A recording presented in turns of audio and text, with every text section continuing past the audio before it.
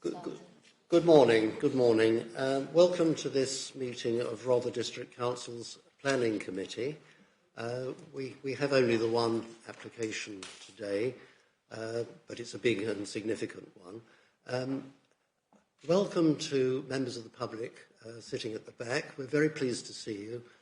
But just a reminder that this is a meeting of the members of this committee. And we have speaking rights, and a few others have speaking rights under our speaking scheme. But ordinary members of the public are expected to remain quiet and listen attentively.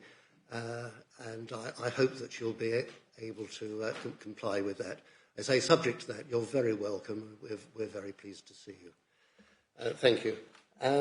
So the first item on the agenda are the minutes of the last meeting held on the 20th of July. Am I authorised to sign those? Yes, thank you.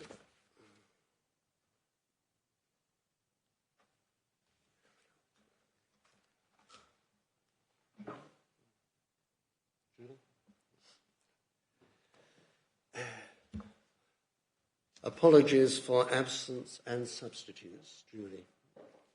Yes, so we've had apologies from Councillor Drayson, Ganley and Pearce, and Councillor John Barnes is standing in as substitute for Councillor Ganley.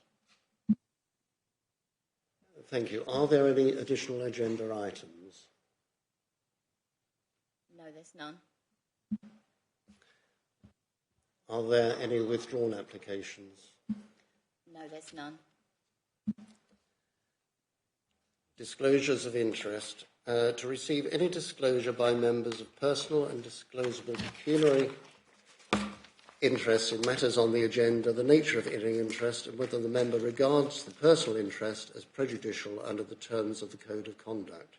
Members are reminded of the need to repeat their declaration immediately prior to the commencement of the item in question. Are there any declarations of interest? There are none.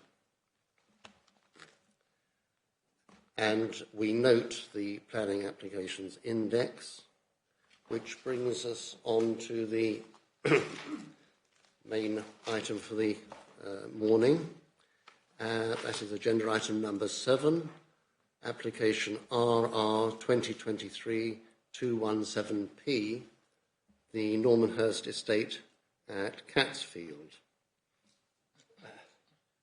And we have officers to present their report to the committee. We have Sarah Shepherd and Peter Dykehouse, and Sarah Shepherd will start.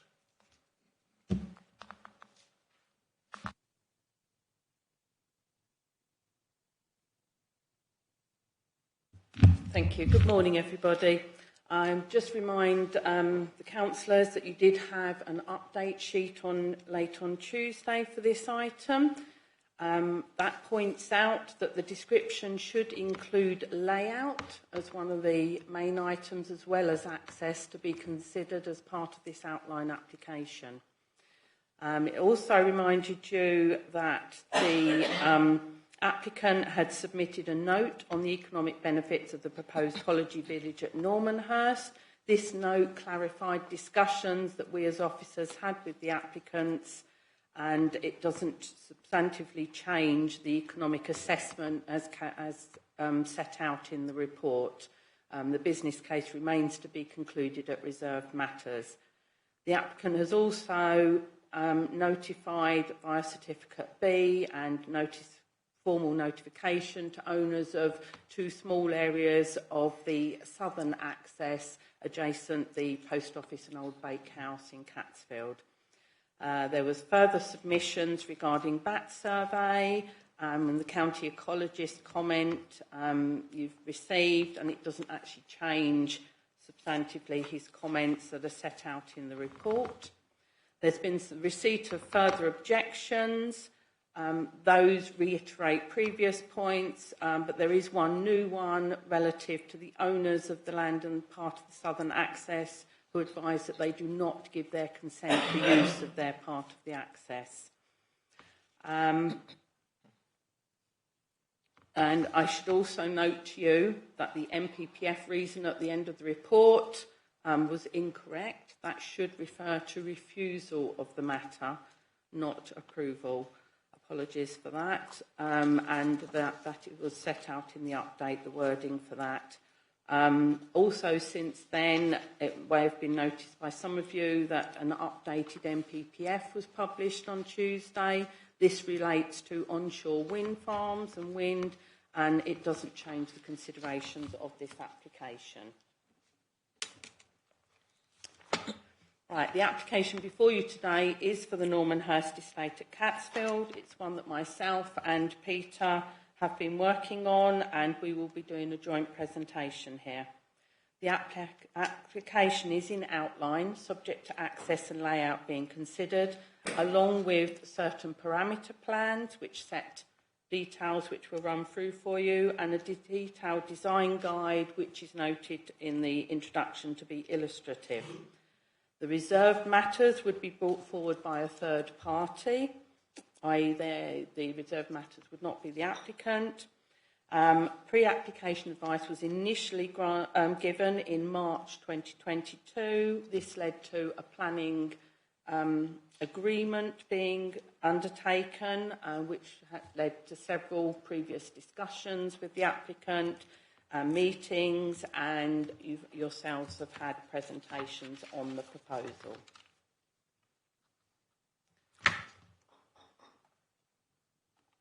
Not come up.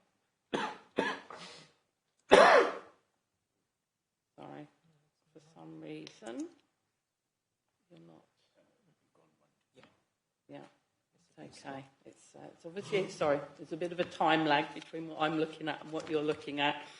The application is for a large area, the former Normanhurst estate, or quite a substantial part of it. You will see on here the red line denotes the application boundary, but the blue line, which has some additional elements of fields to the east, northeast there, and the southern area along Skinner's Lane, that's also in the ownership of the applicant. Catsfield Village itself is off to the southeast corner here, predominantly that little triangle with some properties along Skinner's Lane. There's approximately 161 dwellings in Catsfield. Catsfield Road and Skinner's Lane, Catsfield Road running up the eastern side here, Freckley Hollow running down the western side.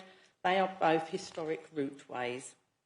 Battle and Bexhill railway stations are located approximately 2.5 miles and 5.5 miles away respectively.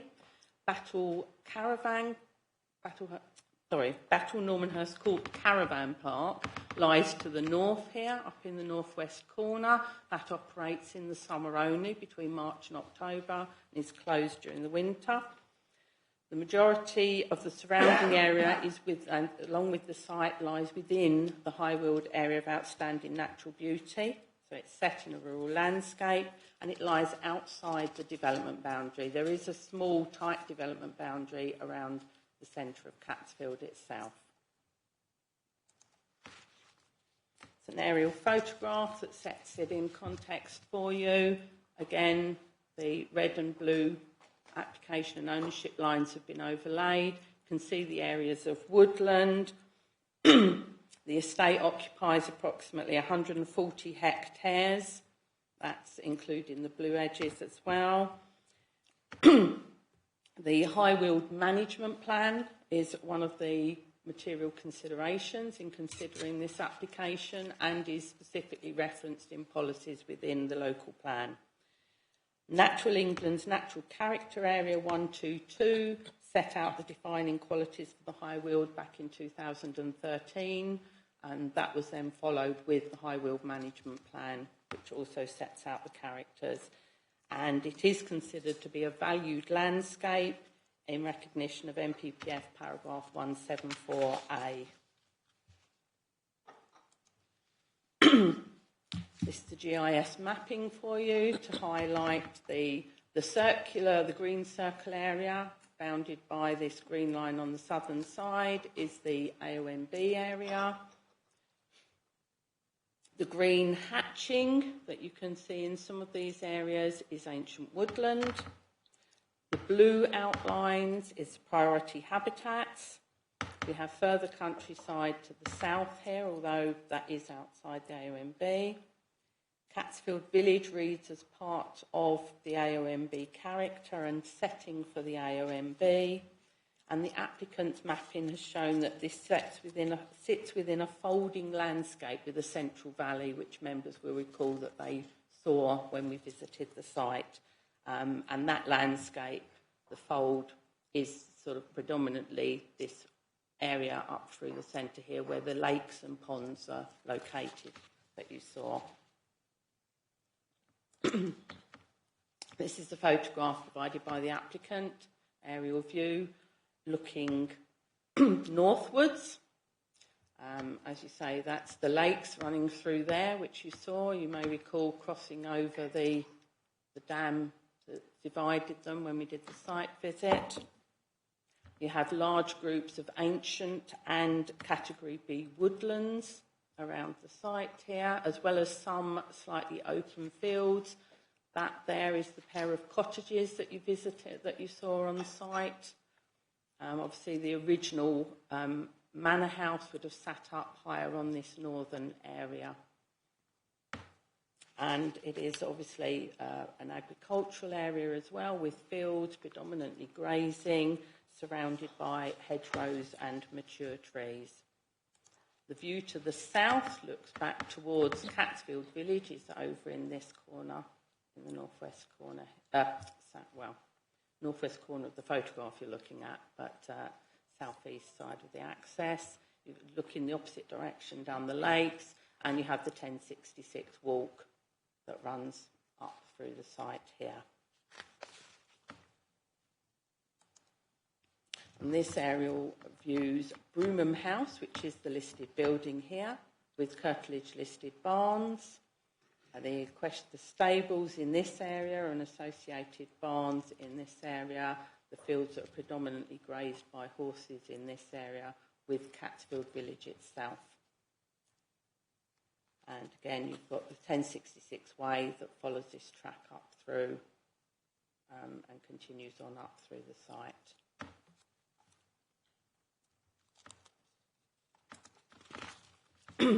These photographs were provided by the applicant, and they illustrate the different landscape character areas of the site, which members viewed when they went to the site. You have obviously the tracks and the woodland areas. You've got the lakes, which are also encircled by woodland. You have the 1066 path that runs up through with the views down across the fields towards the area where the facilities buildings would be located, and some of the lodges, and then obviously you have the more open field areas as well. Now we move to the key matters, and Peter will introduce those. Good morning. In terms of discussing the nature of the proposals, it's a considerable development proposal, accepting that it is an outline. But what has been presented is 210 lodges. Is that working? 211 lodges of different sizes, a series of site amenity buildings, which are resort, retail, restaurants, leisure and spa, an arrival building and parking for 315 cars, which would then effectively, guests arriving would decant from their car at the arrival building into a series of buggies that would take them to their lodges, so the cars are kept outside of the scheme itself. We have affordable workspace in terms of reusing the existing building cluster at Broomham House. Again, the intent is simply set out as affordable workspace. We have no further information regarding that. The scheme commits itself to creating a series of pedestrian and cycling routes across the entire estate, connecting with the existing public rights of way, but extending that beyond what there is at present. There is considerable new and enhanced landscaping on the site itself and within the existing landscape that there is. There is a contribution and commitment to create 7 hectares of new woodland habitats to link some of the existing ancient woodlands together and create almost a buffer to some of those to protect those. There is a commitment to an artwork, a financial contribution to the 1066 as part of their strategy of artworks along that route. And there is a contribution of £1 million to set up an employment fund, yet to be determined how that is going to be managed. It is a significant contribution in understanding the need in rural economies to generate jobs and leisure offers. There are contributions in terms of highway works and mitigations to some of the highway works in the surrounding areas to facilitate the scheme, and it's a commitment circa 140 hectares site in terms of enhancing and protecting that landscape in perpetuity. Thank you, Sarah.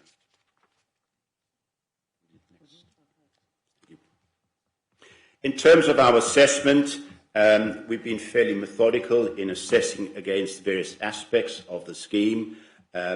If we look at the principle of development against planning policy, we have referred to Rother's local plan. The high-wheeled AO&B management plan is referenced in the local plan and is therefore a consideration in our assessment of the scheme. There is the Countryside and Rightsway Act that we had to look into, and of course the NPPF, which underlines the entire scheme. Of specific reference, we had to refer to NPPF paragraph 177, which we will delve into at a later stage in more detail. But in short, it requires of both the applicant and the local authority to evidence exceptional circumstance for a major development. There is no dispute between ourselves and the applicant that this is deemed major development, and therefore that sets quite a high bar for all of us in terms of reviewing and discussing this scheme. We've had considerable statutory consultee responses. They set out in the report. They are quite detailed and granular in their understanding of the impact of the scheme on the setting. I'm not going to delve into them, other than to say that the majority of them expressed severe concern regarding this application, specifically because it was outlined, and therefore trying to resolve some of their concerns would only happen at reserved matters application. The statutory consultee that is important is highways, which we'll come back to later on. In terms of the principle of development, the applicant submitted the application form, which stated that roughly the gross floor area of the GIS would be 30,000 square metres of development. Our reading, which we'll come to later, in terms of the parameter plans, the design guide that are submitted and are a consideration as part of this outline application, and looking at the multi-floored nature of some of the lodges, we have worked out, and the applicant has confirmed that they're in agreement with our calculation, that the quantum of build would not be circa 30,000 square metres of development, but would be closer to 81,000 square metres of development. 71,000 square metres of development. One could consider that as a significant development in this setting. Thank you. The next matter that we looked into was the socio-economic assessment. The applicant submitted a fairly detailed methodology in terms of trying to understand the employment creation and the investment created out of the scheme. We accept that, one, this is a unique application, and therefore standard methodologies need to be treated with some caution. It is difficult. We accept the fact that coming out of COVID, the tourist market is very fragile, and that indices and data are difficult to interpret. However, looking at what the applicant has submitted in terms of direct, indirect and induced jobs, and the potential type of jobs, while we acknowledge that it has a potential benefit both to the rural economy and to the tourism industry. The fact that the evidence base is not demonstrable in terms of this scheme and the end operator, and that this is an outline application where we do not know the final product and the final jobs and the investment that's been created. We stated in our report that we treat their reports with caution. We do note in the conclusion that we do attribute some benefit to the socio-economic assessment of the scheme. Thank you. In terms of the next matter of assessment, the scheme is outlined with access. The applicant is proposing 4 access points. One of them is the existing, the northeast access at Catsfield Road and Crowders Lane. It's an existing access. A new access off Catsfield Road. The existing access on the Broomhammer House in Country Lane, in Catsfield itself, and a new entrance on Feckley Hollow. In terms of taking each one individually, the northeast access at Catsfield and Crowders Lane, they are proposing various improvements which have been discussed with highways. In terms of that would be a service vehicle entrance only for both vehicles, refuse and management of the amenity buildings itself. Circa 15 large vehicle movements per day off that access point. The new access junction off Catsfield Road has been deemed by the highways officers as acceptable on a caveat, which we will come to allow for the movement of 350 vehicles, guests only, into the resort from that side. The access off, which we've called Broomham House Lane, that's not the official title, but just for convenience, would serve effectively the affordable workspace. But we do note that effectively there are third-party lands within that access, and as Sarah mentioned, they are not in agreement with some of the use of their land for access. And then the Feckley Hollow would take 5 lodges. It's quite a restrictive road. Again, highways have not made any objections, subject to effectively the potential harm on the setting of the landscape to facilitate that access. The East Sussex County Highways specifically made the comment, as noted on the slide, that the access would be predicated on, their words, an extensive amount of vegetation would be required to be removed. We have looked at that in terms of highways, but looking at the broader aspect in terms of an A and B setting and the impact that these accesses would have on the character of the A and B and the setting of the routeways from which they take access. We note that the word routeway is with a capital R because it is a designated term in terms of the A and B management plan, and therefore that carries some weight. We have looked at the other accesses, and again, there are considerable removals of vegetation, in some cases trees that have to be removed in order to get the sight lines to the required length. At the east access off Catsfield Road, there is similarly, which Sarah will discuss, the need to facilitate 2 public rights-of-way coming onto Catsfield Road, crossing the new junction, and then crossing over Catsfield Road and continuing. That has been presented to us in outline, but there is no resolution to that. In terms of broader highways matters, we have assessed the creation of a modal shift, remembering that this is not just about vehicle movement, this is about that modal shift of other alternative forms of access to the site. In terms of rail, bus and a shuttle service, we've had detailed discussions with the applicant. Highways, the county highways are slightly concerned about the shuttle service in terms that it could duplicate a rather fragile rural bus system, and therefore there is discussion possibly of augmenting the existing service. But in general, when one looks at the bus service, it is a very poor offer, and we need to accept that it is not a regular offer and it doesn't run regularly on the weekends. We also note that one would assume that the bus offer is severely or heavily subsidised by the county. And therefore, the longevity of that bus service for people and patrons to access the site raises concern. In terms of cycling and pedestrians, yes, we acknowledge that there are public rights of way, but they are fairly limited and do not necessarily encourage people from London to use the pedestrian routes to get to the site.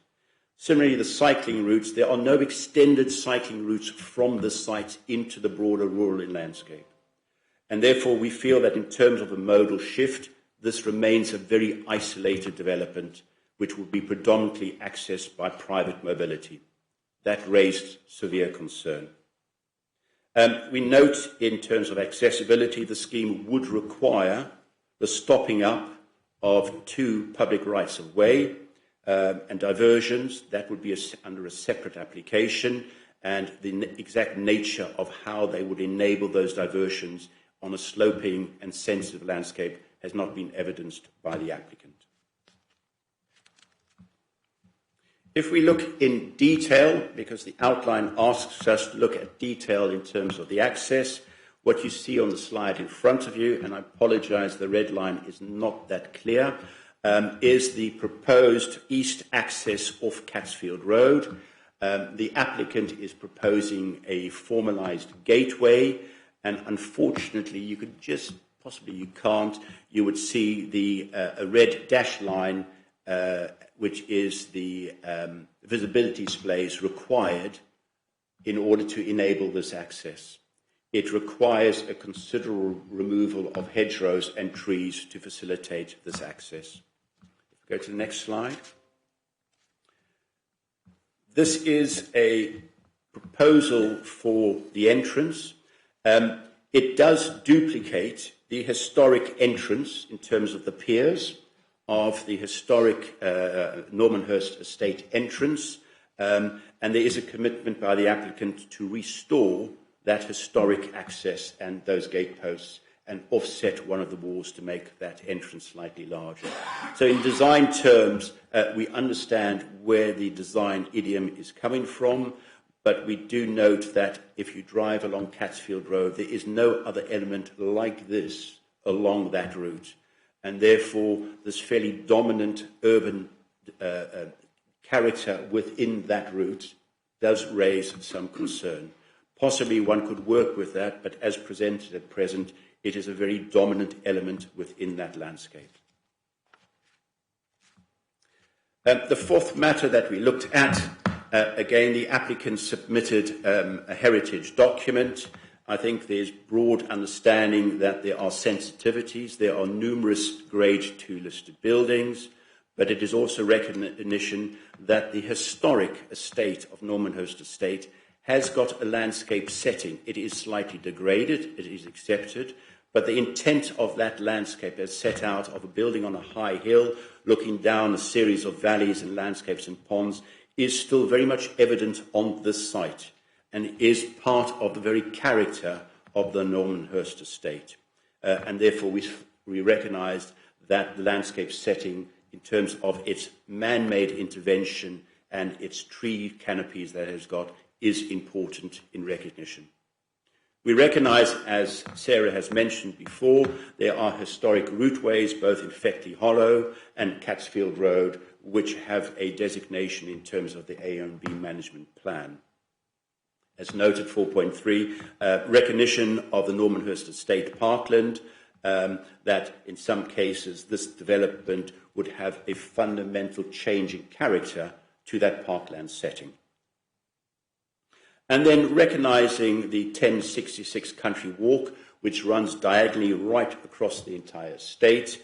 It has its own inherent character of a rural amble through a countryside, and recognising that this scheme would impact on the character and the nature, and one could describe it as the ambiance of that routeway. Thank you. The next item of consideration was design. The applicant has proposed an illustrative master plan with a series of parameter plans. It is important to recognise that the nature of a parameter plan is it defines the interpretation of intent, but it can be used then to inform the design development of a scheme that comes through reserve matters. And therefore that intent of a parameter plan is quite important, because it will set effectively the general character of the design. It will set the scale, massing and layout.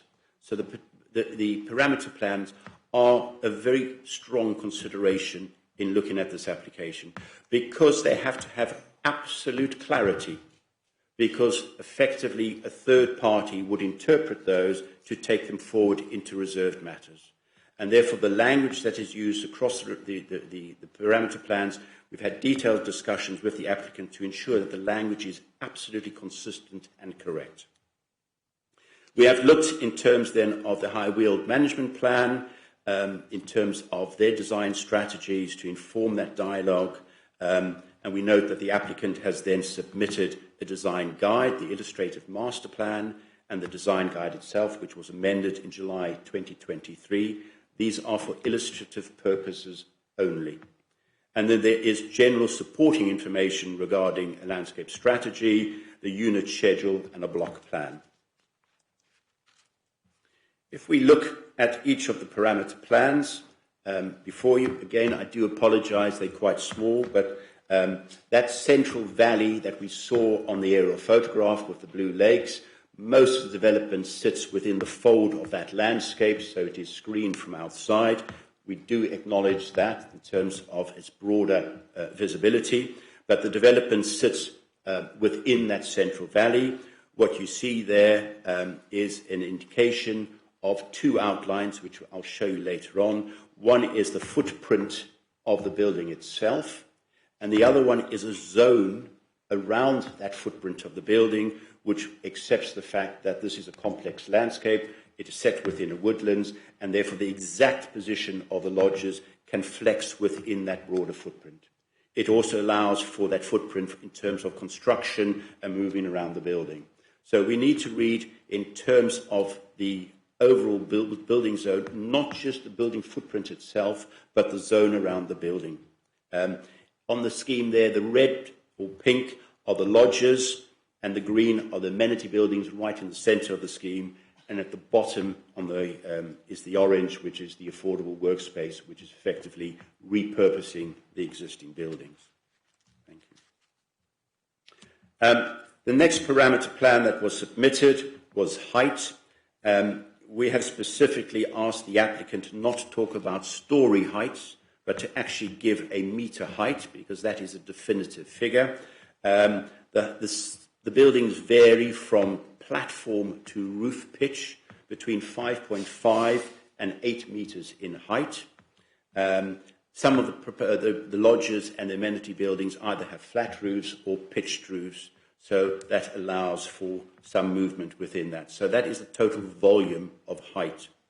However, we do note that some of these buildings will be put on stilts because of the sloping landscape. And that if one is at the bottom of the landscape looking upwards, in fact, some of these buildings would read larger simply because of a sloping topography. We also note that while most of the lodges are set within a woodlands, it is a deciduous woodlands in cases, and therefore in the winter months, some of the views onto this development would open up and show more of the development than you would see in the summer months. Thank you. In broad terms, the applicant has got a land use plan. The hatched area, well, let's start with the pink buildings in the very centre of the scheme are the facility buildings. These will be the restaurant, the spa amenities, the pool, and general office management and reception. There would be a service attached to that in terms of refuse, remove refuse, etc., etc. The green zone around that is for the holiday lodges, the different types of lodges set within that landscape. The pale green is that little blob at the bottom where Sarah is indicating that is a cluster of 5 units called the hamlets, which sits outside in its own little enclosed landscape area. The orange is on the eastern side of the 1066 route. It is the car park.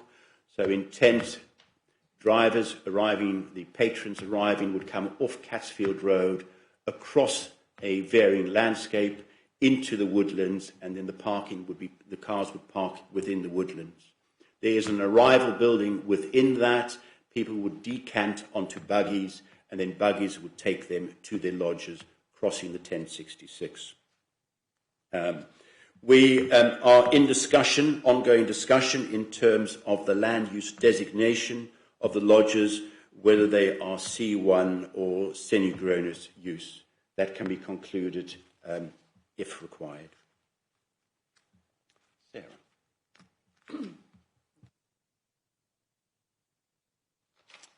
Okay, the next parameter plan was one for arboricultural. As you'll be aware, it's a very wooded landscape. The orange areas that you can see here, they denote ancient and semi-natural woodland.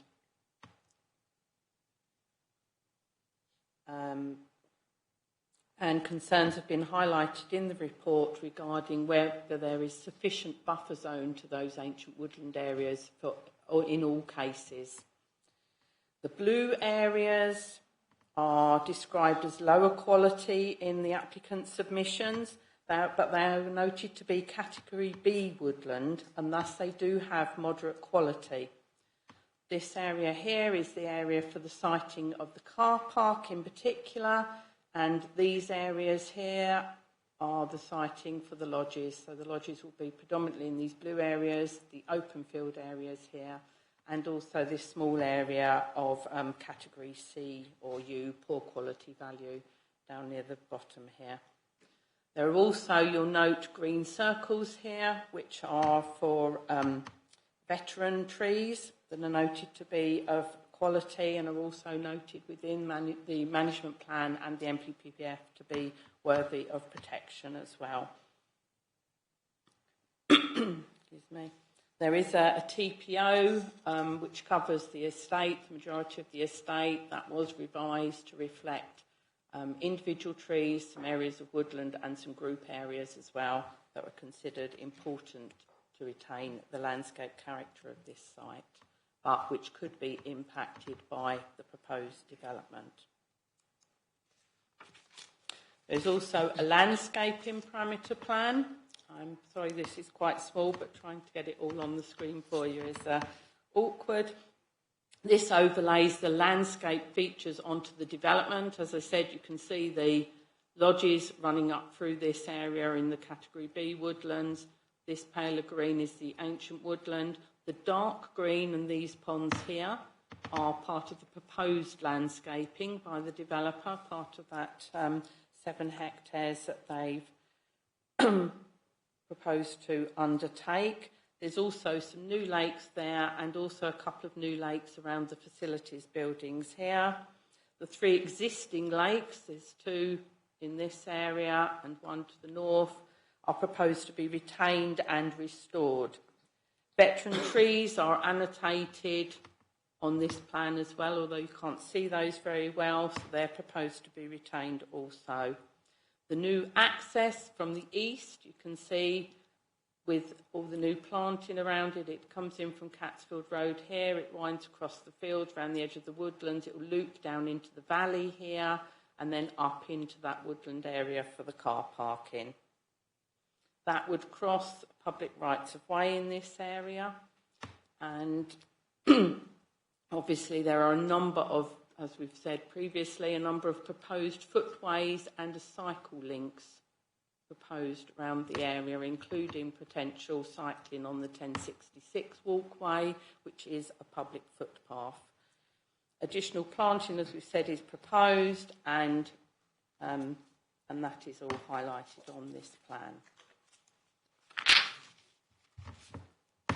This plan highlights existing public rights of way. You can see the orange up through the centre is the 1066 route. Existing public footpaths are the green lines. You can see the green line in this area runs through that area for the proposed hamlet, and that's where a footpath diversion would be required. Then, as Peter alluded to earlier, you have the footpath here that crosses, and the resolution, there's an unresolved issue there in terms of linking the footpaths on Catsfield Road either side in terms of relationship with the proposed new access. This is the hierarchy access plan, which shows the resort routes. Peter's already mentioned the potential for this eastern access to serve up to 350 vehicles a day.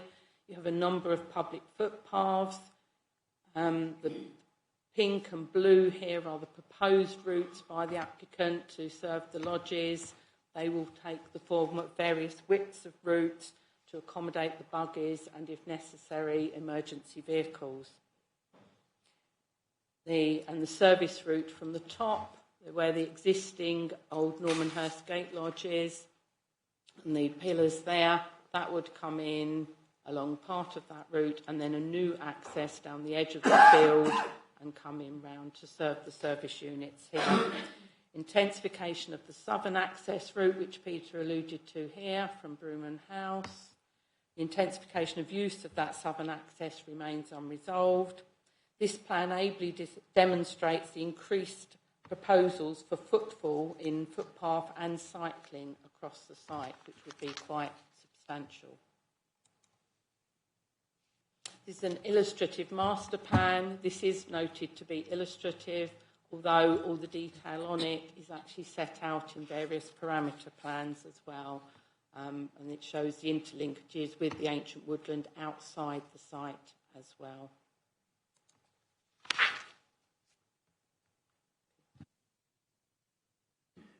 As part of the supporting information to the parameter plans, the applicant has submitted a design guide which sets the broad intent, design intent, the materiality and the overall massing of the scheme. The diagrams in the top left-hand corner show indicative photos put together by the applicant of an interpretation of AO&B vernacular architecture. It shows quite a detailed colour palette in their design guide and an understanding of the nature of the materiality. However, the proposals that they put shows a very loose relationship in terms of understanding that interpretation into the buildings they put before us. The diagram underneath that, which shows the oost house and a barn, that triangular wedge or that rhomboidal hedge is then used as the design informative for all the lodges. We would suggest that that interpretation is one interpretation of a massing of buildings in the AO&B, and it's not necessarily typical of all AO&B buildings. While we need to note that we are supportive of a new interpretation and a modern architectural interpretation of buildings in the AO&B, it's a new layer of understanding. We are supportive of that intent, but we feel that the buildings as presented, one deals in terms of the massing of the buildings, the height of the buildings, and the continual repetition of building type and materiality, that it doesn't reflect the very small scale and small grained materiality, the composition, the scale and the relationship of buildings within the AO&B, and that the buildings by and large are very large to very large footprint buildings and overall massings. The smallest building proposed, the smallest lodge, is 130 square metres. The largest is 670 square metres in extent. This, we would suggest, is not reflective of that fine-grained nature of buildings in the AO&B, as indicated both in our local policy, but also in the AO&B design guide and management strategy. Furthermore, when one looks at the scale of those buildings, as shown by the applicant in those series of grey, green and orange diagrams, the scale of these buildings must not only be read in isolation to a silhouette as illustrated, but needs to be read in terms of how it sits in this landscape. which is a very folded, complex landscape, and that because of this folding topography, putting these buildings in that landscape potentially makes them read even larger on a sloping site. And that raises the concern that an 8-metre tall building, in normal terms that could be defined as a 3-storey building, on a sloping profile could read even larger than that. The shapes, we need to note, are indicative. This is a intent, and therefore the final design that will emerge is as a reserved matter. However, the overall massing set out in this application will be the one that determines the buildings coming forward and are strong design informants to any form that comes. So while these are indicative, we do need to read they are strong design informants for the reserved matter coming forward. We have noted to the applicant from the start that the sheer scale of these individual buildings is of substantial concern, and we have not seen evidence to date why these units have to be so big. Furthermore, when one looks at those individual buildings and remembering then that layout plan, the impact is not just the building footprint, but it is the service infrastructures, the construction impact, and that cumulatively that one has to understand within this complex and very sensitive landscape and how that is actually. So it's not just the impact of the building itself, it's the supporting infrastructure that we've assessed in terms of harm. Thank you.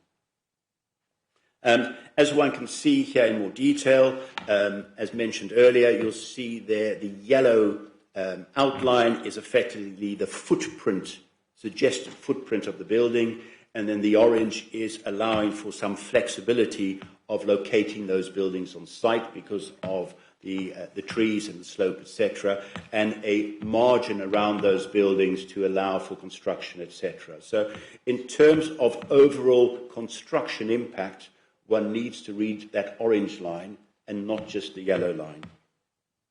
And therefore, when one looks at that, it should be read not as just a singular form of a building, but when one begins to put these various buildings next to each other, some of those footprints begin to overlap with each other, and therefore it's not just the singular impact of buildings, but it's the cumulative impact of buildings that needs to be understood, not just in design terms, but how you actually construct these buildings. Thank you. The next is an illustrative form of the amenity buildings. It's unashamedly modern. I don't think we, as officers, have an objection to that. I think we need to be exploring new forms of architecture. This is one take. Remember that this is illustrative, but these remain very large buildings. And what this diagram similarly shows is the concern of the dark skies policy within the AONB, when there are extensive amounts of glazings in some of these buildings, how that is going to be mitigated means that this impact is not just a visual impact during the day, but is potentially a visual impact at night that needs to be addressed. The overall scale of all of these buildings have not been motivated, and they would only come forward in terms of reserved matters. Again, in terms of understanding that within the setting, that has caused concern. In terms of the environmental matters, obviously that's been an extremely underpinning consideration in this application and in the discussions. We've obviously had an assessment of impacts and proposed mitigation and enhancement on biodiversity and ecology, and those have been assessed. It's noted that mitigation and enhancement have been proposed by the applicant, and that is applauded. But as per the update, concerns remain with regard to impacts on protected species such as bats. And there's also, as we've alluded, the concern with regard to potential impacts from the levels of activity and lighting proposed for the site. And those issues remain unresolved as an outline application. The site is a complex and traditional character setting of the AONB, with woodlands, fields and vegetation being key components. The scale and nature of the proposal is considered to represent a change in landscape character. As noted in the report at page 86, the applicant's LVIA is considered to underplay the scale and nature of the application and its potential impacts on the landscape character and visual appearance of the AONB. Extensive work has been undertaken by the applicant with regard to flood risk mitigation and drainage proposals, and those respective consultees for those matters do not raise objection in principle subject to conditions regarding flood risk and drainage. Turning to dark skies and rural tranquillity of the area, these are non-physical special qualities of the AONB, but they are recognised within the AONB management plan and the AONB character as defined by Natural England. The proposed scale and nature of development would result in cumulative impacts from light spill, which are considered to be highly intrusive in this intrinsically dark landscape. The proposal would result in some 800 people on the site, potentially up to around 800 people, with the resultant footfall and level of activity. Such activity could result in compaction. There's issues about root protection for zone damage, disturbance of fauna and flora, habitat destruction, and the management and protection for all of that has not been detailed in this outline application. Again, that's put down as a reserved matter. Such levels of activity would result in long-term direct and indirect harm on the landscape, and we are concerned that that has not been fully mitigated.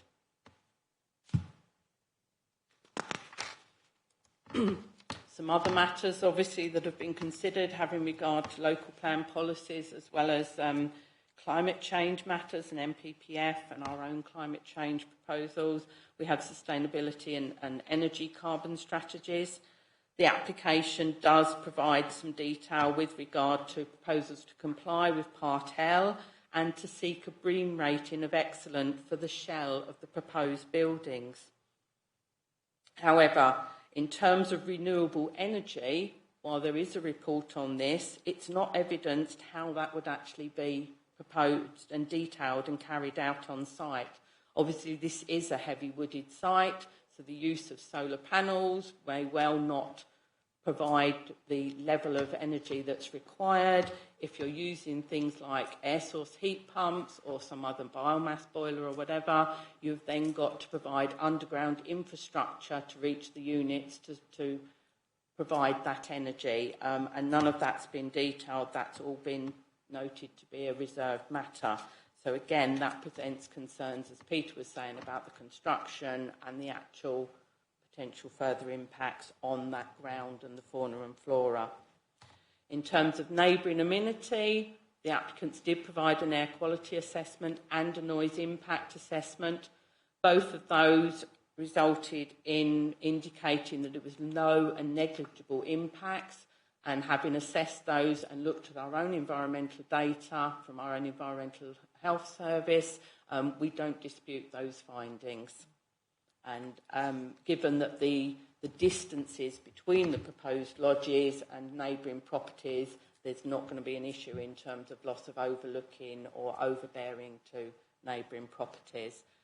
There may well be some impacts in terms of highway activity, but again, that has been considered as part of the noise report, and those increased levels are not considered to be unacceptable levels of increase.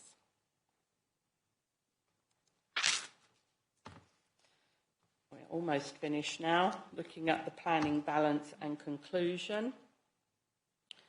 The proposals have been considered and assessed against the local plan and the MPPF, with particular reference, as we started, to paragraph 177. That outlines the three particular tests there, A, B and C, regarding national policy considerations and the cost of and need for development, environmental impacts. The application, as we have concluded, doesn't demonstrate that development is in the public interest when set against the three tests. Therefore, those three tests have not been sufficiently discharged. On that basis, the scheme is not considered in terms of 177 to justify exceptional circumstances. Paragraph 177 also refers, as we said, to the detrimental harm to the environment, and in this case, both immediate and long-term specific and cumulative harms have not been sufficiently moderated. The scale of development at around 70,000 square metres represents substantial harm and is a reason for refusal. It's akin to representing the development of a whole new village within the AONB.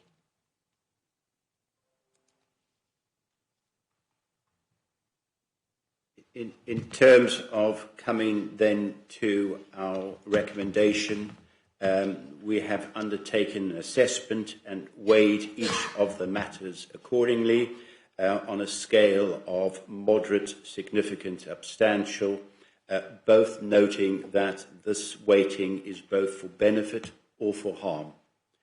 In terms of the principle of development, our review would suggest that collectively this harm should be given substantial weight, the highest weight possible. In terms of socio-economic assessment, in principle, this benefit should be afforded moderate weight. We recognise that investment in this area and what the intent of this application has to be given benefit, but it is considered moderate because we do not have the full understanding of what that business offer is. In terms of highways and accessibility, the non-resolution in terms of not highways matters, but the need to remove substantial sums of landscape to enable this access, it is therefore given significant harm in terms of its weight. In terms of heritage and conservation, the harm has been identified should be given moderate weight. In terms of the design character, accepting that this is an outline and does set the intent rather than the full detail. However, we do feel that the scale and massing and the landscape within which it sits, this harm should be given significant weight. In terms of environmental matters, this harm should be given substantial weight. In terms of sustainability energy and in terms of neighbouring amenities, we've both given those moderate weight. In terms then of our conclusion, as set in the report, and we read it out, it is considered that the application does not accord with the Rother Local Plan, the Development and Site Allocation Local Plan, Section 38 of the Planning and Compulsory Purchase Act 2004, and the National Planning Policy Framework 2021 when read as a whole. Overall, the officer's report assessment concludes that the adverse impact of the application would significantly and demonstrably outweigh the benefits when assessed against the policies in the NPPF and the local plan taken as a whole. The application does not demonstrate exceptional circumstance, as is required by national policy for major development. The proposals are located within an outstanding natural beauty. Nor can the applicant demonstrate that the development is within the public interest when weighed against the three tests set in the NPPF, paragraph 177. Collectively, the harm identified should be given substantial weight.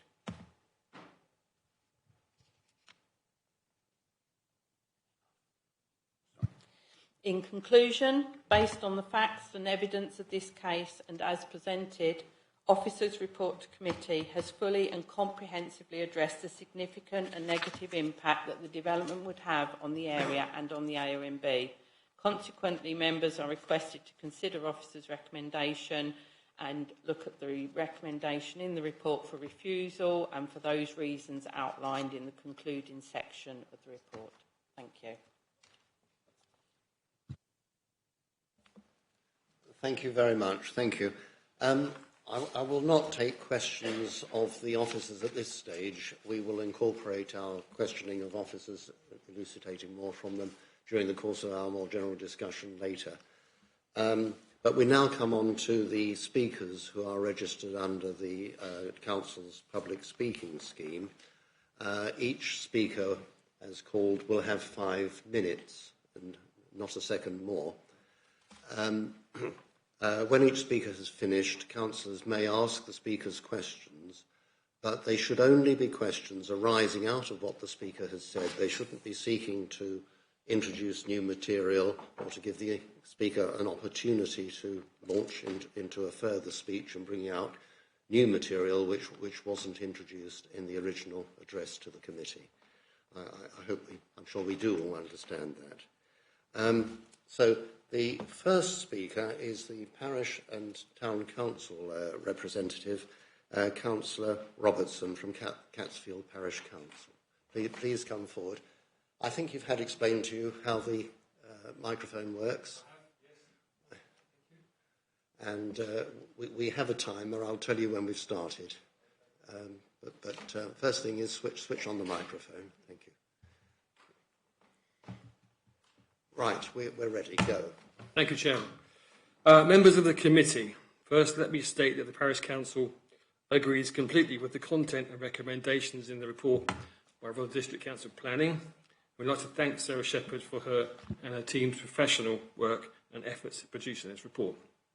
Many hundreds of hours and tens of thousands of pounds have been spent by respondents objecting to this application, including the Parish Council, Rotherham District Council, more than 1,000 individuals, more than 20 well-informed expert groups, NGOs, East Sussex County Council and other authorities. The volume and the quality of these objections to this application are testament to its lack of credibility. This is an application driven not by any need or desire to contribute to society or create something of value. It is simply a vehicle to increase the wealth of already wealthy individuals, regardless of the destructive consequences on our environment and our communities. When I first read the supporting information supplied by the applicant, it was clear that this assessment of the economic benefits and the proposed mitigations to the damage to the environment lacked any sense of reality. Now, we're used to politicians spinning falsehood as truth. We understand that people with an interest may overstate their case for their own benefit, but this application is in a different league. It reminded me, in terms of its credibility, of briefings issued by the Kremlin to justify its application of its special operations in Ukraine. It's that bad. The Parish Council's response to this application stated, in summary, that the claimed benefits in the form of tourism provision have not been proven and are not encouraged by the development plan policy. It would be outweighed by the substantial harm to the AONB and the countryside in general, and the impacts on the character and appearance of the estate itself, ecology, trees, utilities, and other local infrastructure. The report by Rotherham District Council Planning both agrees with these points and goes further to forensically dismantle and reject claim after claim by the applicant that there is either a proven economic benefit from the proposed development or that the exceptional circumstances required to justify the application have been met. This development is not demonstrated to be in the public interest when weighed against the tests of the NPPF. So I won't today try to attempt to quote from thousands of pages of analysis that point by point prove the claims of the applicant are false, or at least not proven. The committee will have read the report and some, I hope, of the thousands of submissions objecting to it, and will see through the smoke and mirrors included in the supporting information from the application. I hope the committee, having considered the evidence provided, which clearly demonstrates that the economic case is not proven, will not be tempted to believe that there may just still be some economic benefit to be accrued to the wider area.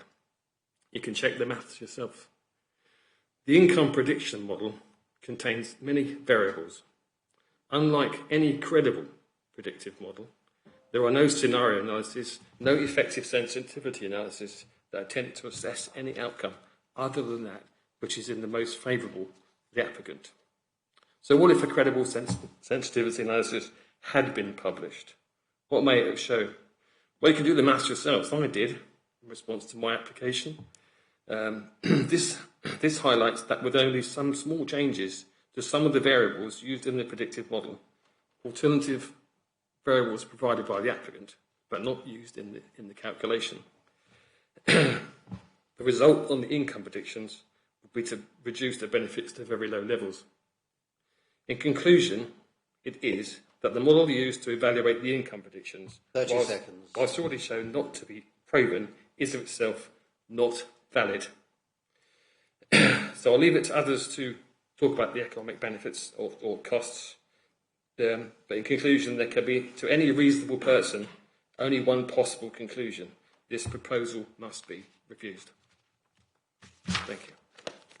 Well, thank you very much, very neatly within your 5 minutes. That was a bit of a gallop. Please stay there and leave the microphone on for the moment. I then invite councillors to ask questions subject to what I said earlier. Are there questions? Are there any questions? There appear to be no questions, which is unusual. Must have been convincing. You stunned us into silence. Thank you very much indeed. Thank you. Thank you.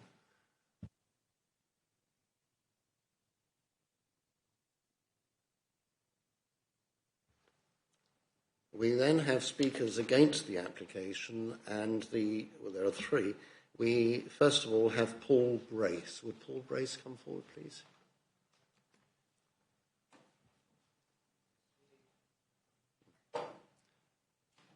So, take your time, but same rules as before. We'll tell you when, if you put your microphone on, and we'll tell you when we're ready. I live and own Battlegate at the original Normanhurst entrance, which is proposed to become the service access. I'll be severely impacted, but I'm sharing concern for over 1,000 local objectors. I believe the applicant intends on walking away with profit, regardless of impact to the environment and the community. Their website declares, "We apply for planning permission at our own risk in a return for a share of the enhanced land value. We are only paid when the site is sold for development." So when the land is resold, we can safely assume that they not only walk away with their profit, but their promises as well. The sales particulars listed farm and woodland in AONB, but in their own words, they identified an opportunity. Our business is business, but when this opportunity so dramatically affects the lives of others, there must also be consideration and ethics. But for over 2 years, I have witnessed only arrogance and contempt. The application has been riddled with contradiction, misinformation, and avoidable confusion, as said, smoke and mirrors, if you like. An example is the economic report, which claims benefits to local business because guests will tend to go out, while the traffic report claims minimal extra traffic because the resort will be self-sufficient, so guests will tend to stay in. And the applicant has recently erased a section of ancient woodland from their arboricultural map, and conveniently, it is the section that protects the 3 healthy mature oak trees that they need to cut down to utilise the entrance next to my house. The discrepancies, ignored facts and errors are endless and are advantageous to them if they're believed. Elsewhere in the sprawling application, the collective views of the experts, or those that are not on the applicant's payroll, concur that the proposal will cause irreversible damage to this precious, historic and unique environment. Incredibly, the response from the applicant was not to address the issues, but to send a letter from their barrister that threatens legal loopholes will be exploited instead. But this is the environment, our lives and our well-being that they are ducking and diving with. When considering the associated increase in noise and air pollution, the reduction in privacy and security and general disturbance from 350 cars and 800 guests, in my opinion, the impact on neighbouring amenity will be substantial and permanent. The increase in traffic around Catsfield is highly unwelcome, but the plan to increase it on Skinner's Lane, Freckley Hollow and the 1066 public footpath next to the village shop is utterly preposterous.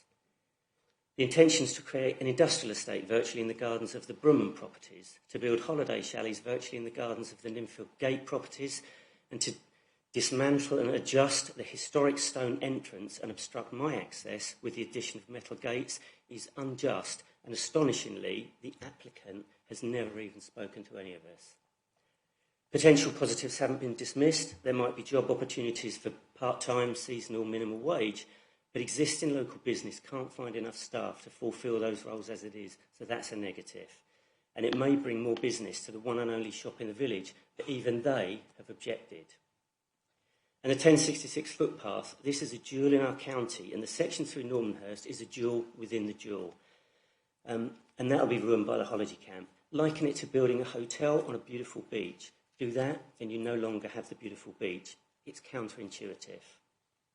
However, we are all grateful that the local planning authority report shows clearly that they have listened intently to our every word, and there's been a lot of words.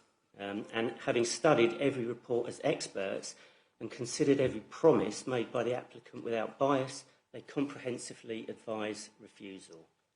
In conclusion, a dark cloud has been hanging over Catsfield for long enough now, but as your residents, we have faith that our unanimous passion to preserve the character of our village and to stop the desecration of our patch of outstanding natural beauty will be at the heart of your decision, and that you'll stand by us, your planning department, and refuse this application. Thank you. Thank you very much. And once again, 4.5 minutes. You've concluded within time. And again, does any councillor have a question for the speaker, please? I guess you're unable to ask me about the intimidating letter that the applicant sent us on Monday? We are unable to ask, okay, and you are unable to say. Thank you very much indeed, then. Thank you.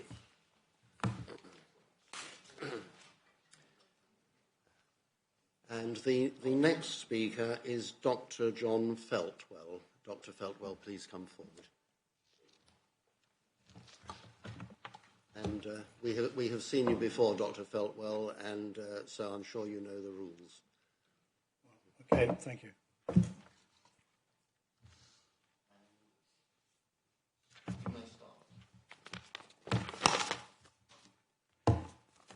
Ladies and gentlemen, honourable members, biodiversity protection is the key to this case.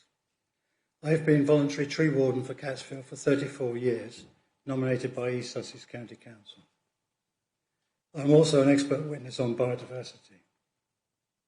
Rother signed up to the climate emergency in 2019, and biodiversity is a tenet of that climate emergency. In exercising their duty of care, Rother committed to protecting natural assets, including woodlands. Sticking to facts and evidence base now, Normanhurst is mostly woodland of various types, all plotted on the Rother's website. Much is irreplaceable under UK law. Is there an alternative definition to irreplaceable? I wonder, and perhaps you wonder. The applicant thinks so. They want to remove woodland and replant it elsewhere. This is against UK law. The law is, nice 3 words, conserve and enhance. Conserve and enhance. That's stated in so many wildlife laws, not destroy and then enhance. The Wildlife and Countryside Act 1981, as amended here, is the basis for so much nature conservation in the UK. And there's a pile of wildlife, ecological, biodiversity documents, legal instruments that all say, guess what, 3 words, conserve and enhance.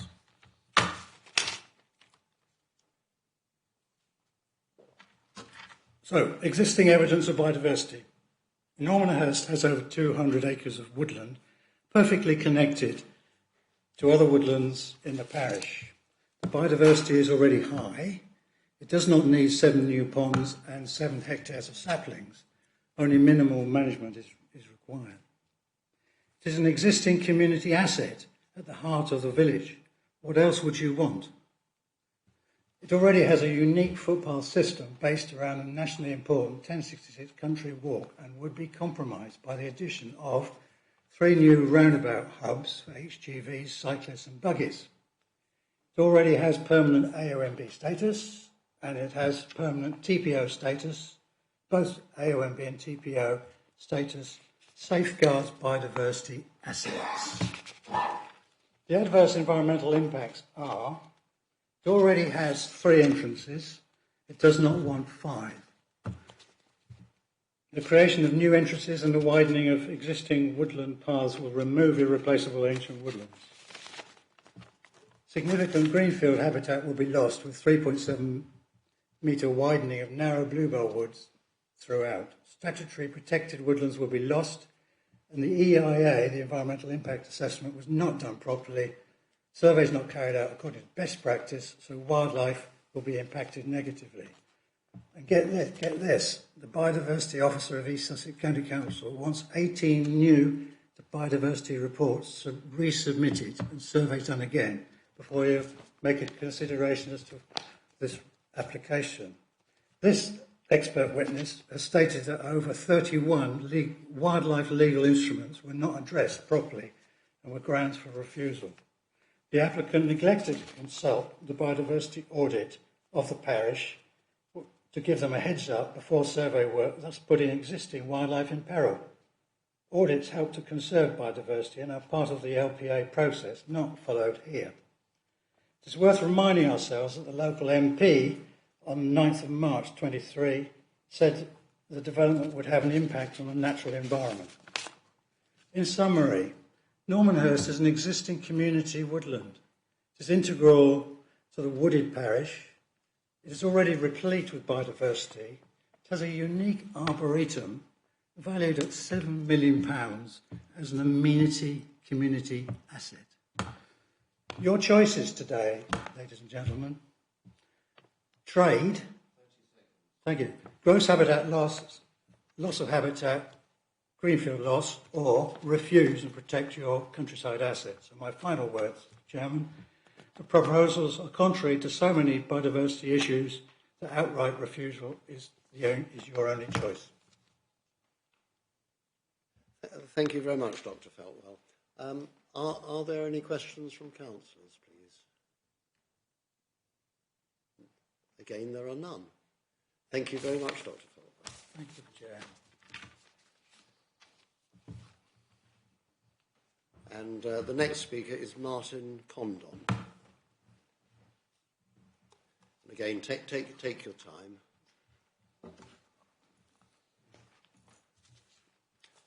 The microphone is already on. And tell me when you're ready. Are you ready? Ready now, actually. You're ready, and go. Right, my family and I have lived for 28 years surrounded by the Normanhurst estate. But today is the first time since the planning process started 2.5 years ago that I have come face to face with the main protagonists behind Greystoke and their unwelcome application. They have made no attempt to personally engage with my family during this whole application process. Over that time, we have seen veiled threats to take legal action against Rother planners when things were not going Greystoke's way, and what can only be described as their delusional interpretation of the local community's wishes.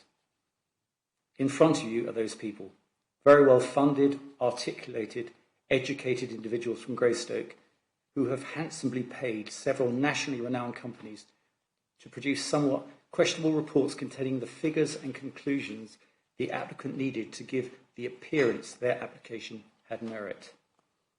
Greystoke's sole aim is to monetise our unique area of AONB in Catsfield. Indeed, I believe Greystoke and their paymasters, a Northern Cypriot-based company, MI Investments, who actually bought Normanhurst and leased the land back to Greystoke, think they have found a new business model in which they can buy up large chunks of land, which are cheap because they are in the AONB, and then force through planning on them, in the process making tens of millions of pounds. Sadly, they do not seem to care about the local communities they affect, nor the impact on the mental health and well-being of the members of those communities.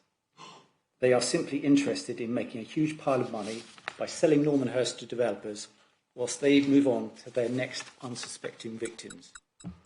Indeed, when this application is rightly refused, I am sure they will immediately appeal and warn you and Rother District Council of the huge costs you will incur, because they have very deep pockets and will win any appeal because apparently they know the right people. However, they may be Goliath, but we are David, and we all know how that story ended. Their case for building on the beautiful AONB is because there are exceptional circumstances. In particular, the economic case, fundamental to which are the proposed affordable workspaces. However, despite the undoubtedly professional-looking but largely inaccurate reports by DTA and Nickel Economics, along with the opinion of their KC, their arguments have been totally ripped to shreds by highways and other statutory bodies. Their transport report hugely underestimates the traffic flow their affordable workspace would produce, whilst the economic report hugely overstates the likely economic benefit to the locality of this self-sufficient holiday park. The applicant's report show a complete lack of local knowledge. I use the single-track access to the affordable workspace daily, and quite frankly, it is already not only dangerous, but blatantly obviously not fit for purpose as the entrance to a large industrial estate. In addition, the use of the single-track Freckley Hollow as an entrance is extremely dangerous. The applicant's go-to answer when there is no solution to an issue is to attempt to kick the can down the road and leave it to reserved matters stage. Given the complexity and importance of this decision, it is wholly unacceptable. I commend Sarah Shepherd and her team for the sterling work they have done in looking carefully at every detail of this application, knowing that the applicant's modus operandi is appealing every case they lose. The planners have quite rightly concluded that this application fails to meet the criteria for acceptance on every possible level, and therefore have recommended refusal. What the applicant's contempt for the local community has done is to embolden and supercharge the campaign against the application with over 1,000 objections, bringing together people of all ages, backgrounds, faiths and political persuasions, a community united, a community with a common purpose, and a community horrified by this application's attempt to run roughshod over their lives and livelihoods.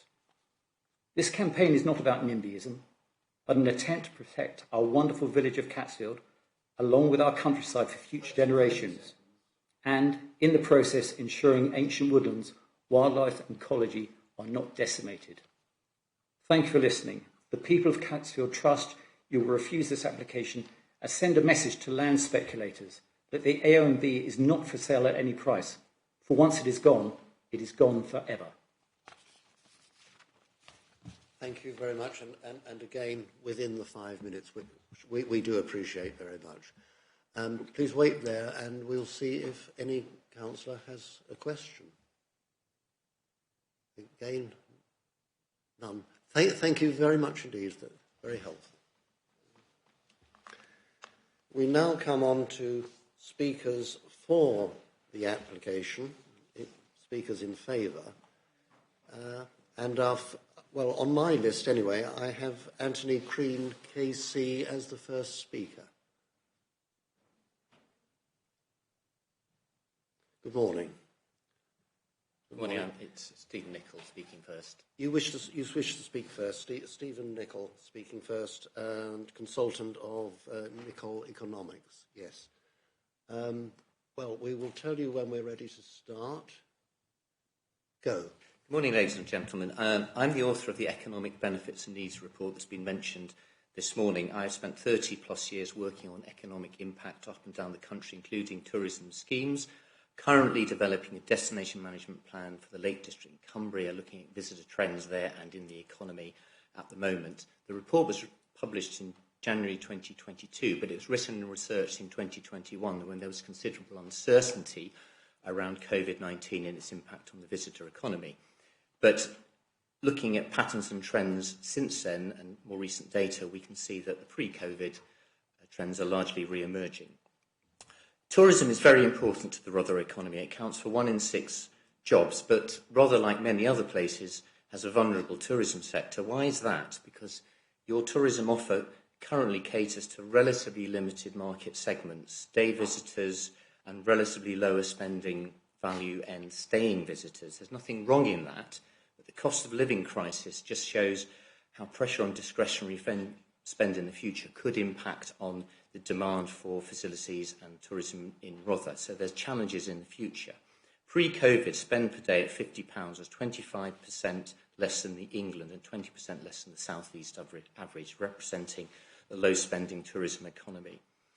The desire and need to improve, in particular, quality of accommodation is recognised in the 2013 research for your local plan and recent work by the 1066 country. All the work I've done up and down the UK also highlights the drive to quality. That means different things. It can mean small-scale incremental changes, but it can mean the development of entirely new concepts on a different scale.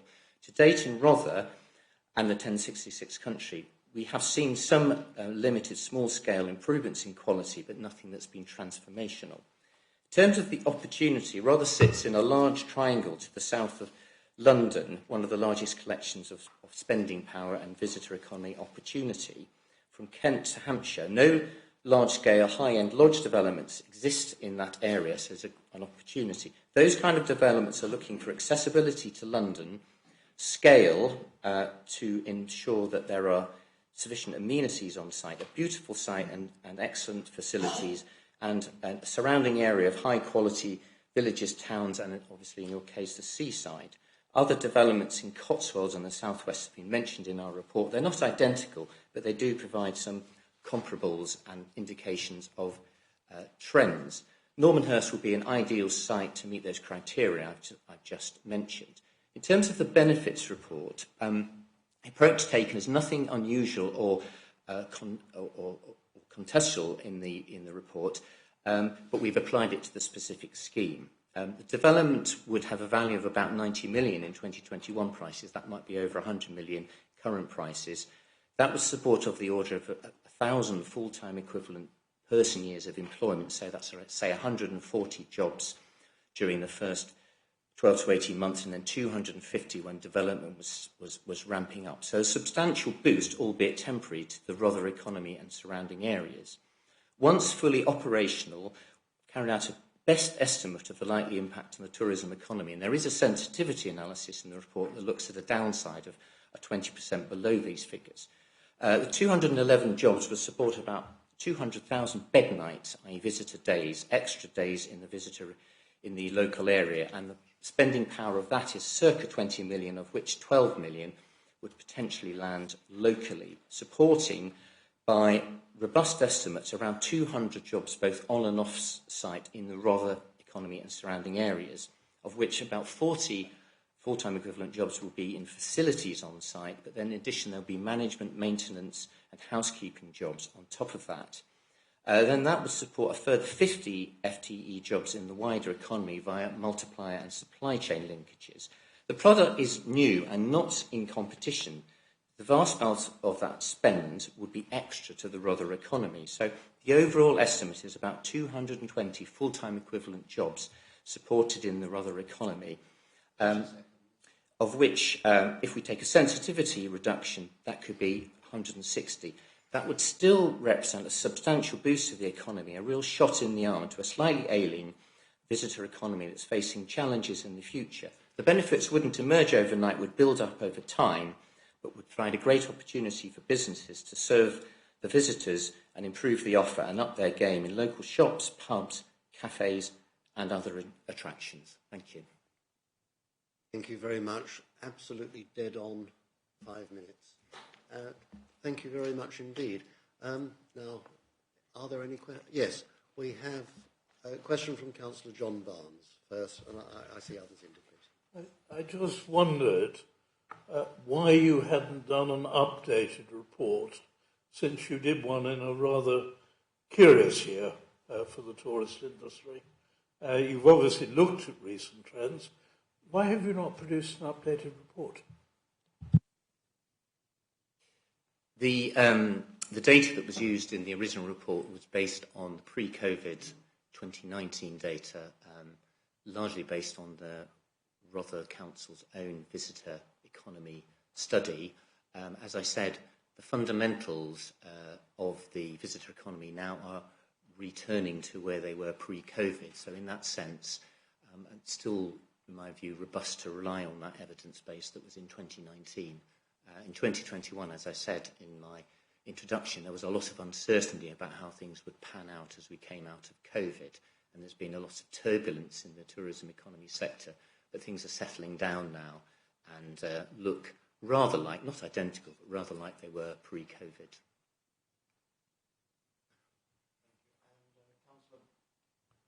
Councillor Byrne, please. Thank you, Chair. Given that you're talking about attracting more people, more tourism into the area, so leaving aside for the moment the benefits for jobs during the construction phase and the ongoing maintenance, who would you see as the main beneficiaries of this, of these people coming into the area, given that this is really designed as a countryside, quiet chalet on your own, quiet away from it all holiday. So we're looking, you've said that London is really the catchment area, and that's where the people with the disposable income are, but they tend to use their disposable income in high-end restaurants in London and come away to a chalet holiday to do exactly not that. So have you got any evidence to show that the economic activity provided by the people coming in will diffuse into the local area? And if so, which sort of business do you see benefiting? Okay, well, I'll work back from which sort of benefit and then ask the other part of your question. The kind of businesses that would benefit would be local pubs, restaurants, shops, cafes, visitor attractions, companies providing activities for holidaymakers, all those kind of businesses which are part directly and indirectly of the tourism economy, local taxi firms, all those kind of businesses. And why they would benefit is, yes, you're right, people are coming for peace and quiet, but I know from experience looking at other parts of the country, people will then look to things to do on a rainy day, or have days out from where they're staying, or kind of mix it up as part of their holiday. So they would be going and visiting and spending their money in other local businesses in the surrounding area. And 1066 countries got a great wealth of excellent attractions and things for people to do when they're here. So most people will have a holiday that mixes different elements there.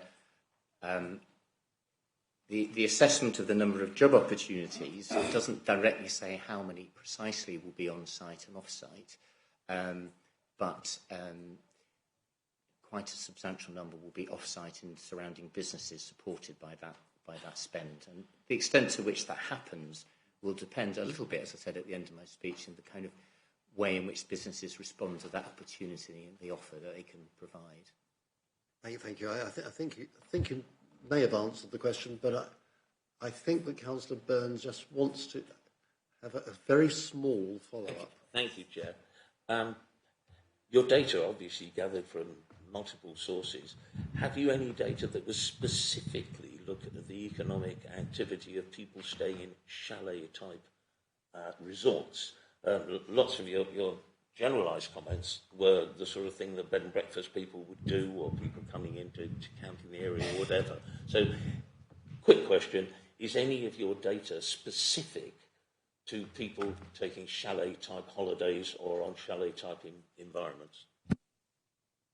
It's specific to what we call, yes it is actually, because the spending levels that are assumed are based on a national survey of UK day visitors, and it takes account of where they come from and the type of accommodation they live in. So it's non-serviced accommodation, but it excludes campsites and caravanning, where you tend to get a different demographic and spend level. So it does take account of, it doesn't precisely map onto the high-end nature of this development, because there are relatively few of them in the country, and the data is proprietary to the companies operating those. But it does draw on a kind of light comparison in terms of broadly that type of visitor activity.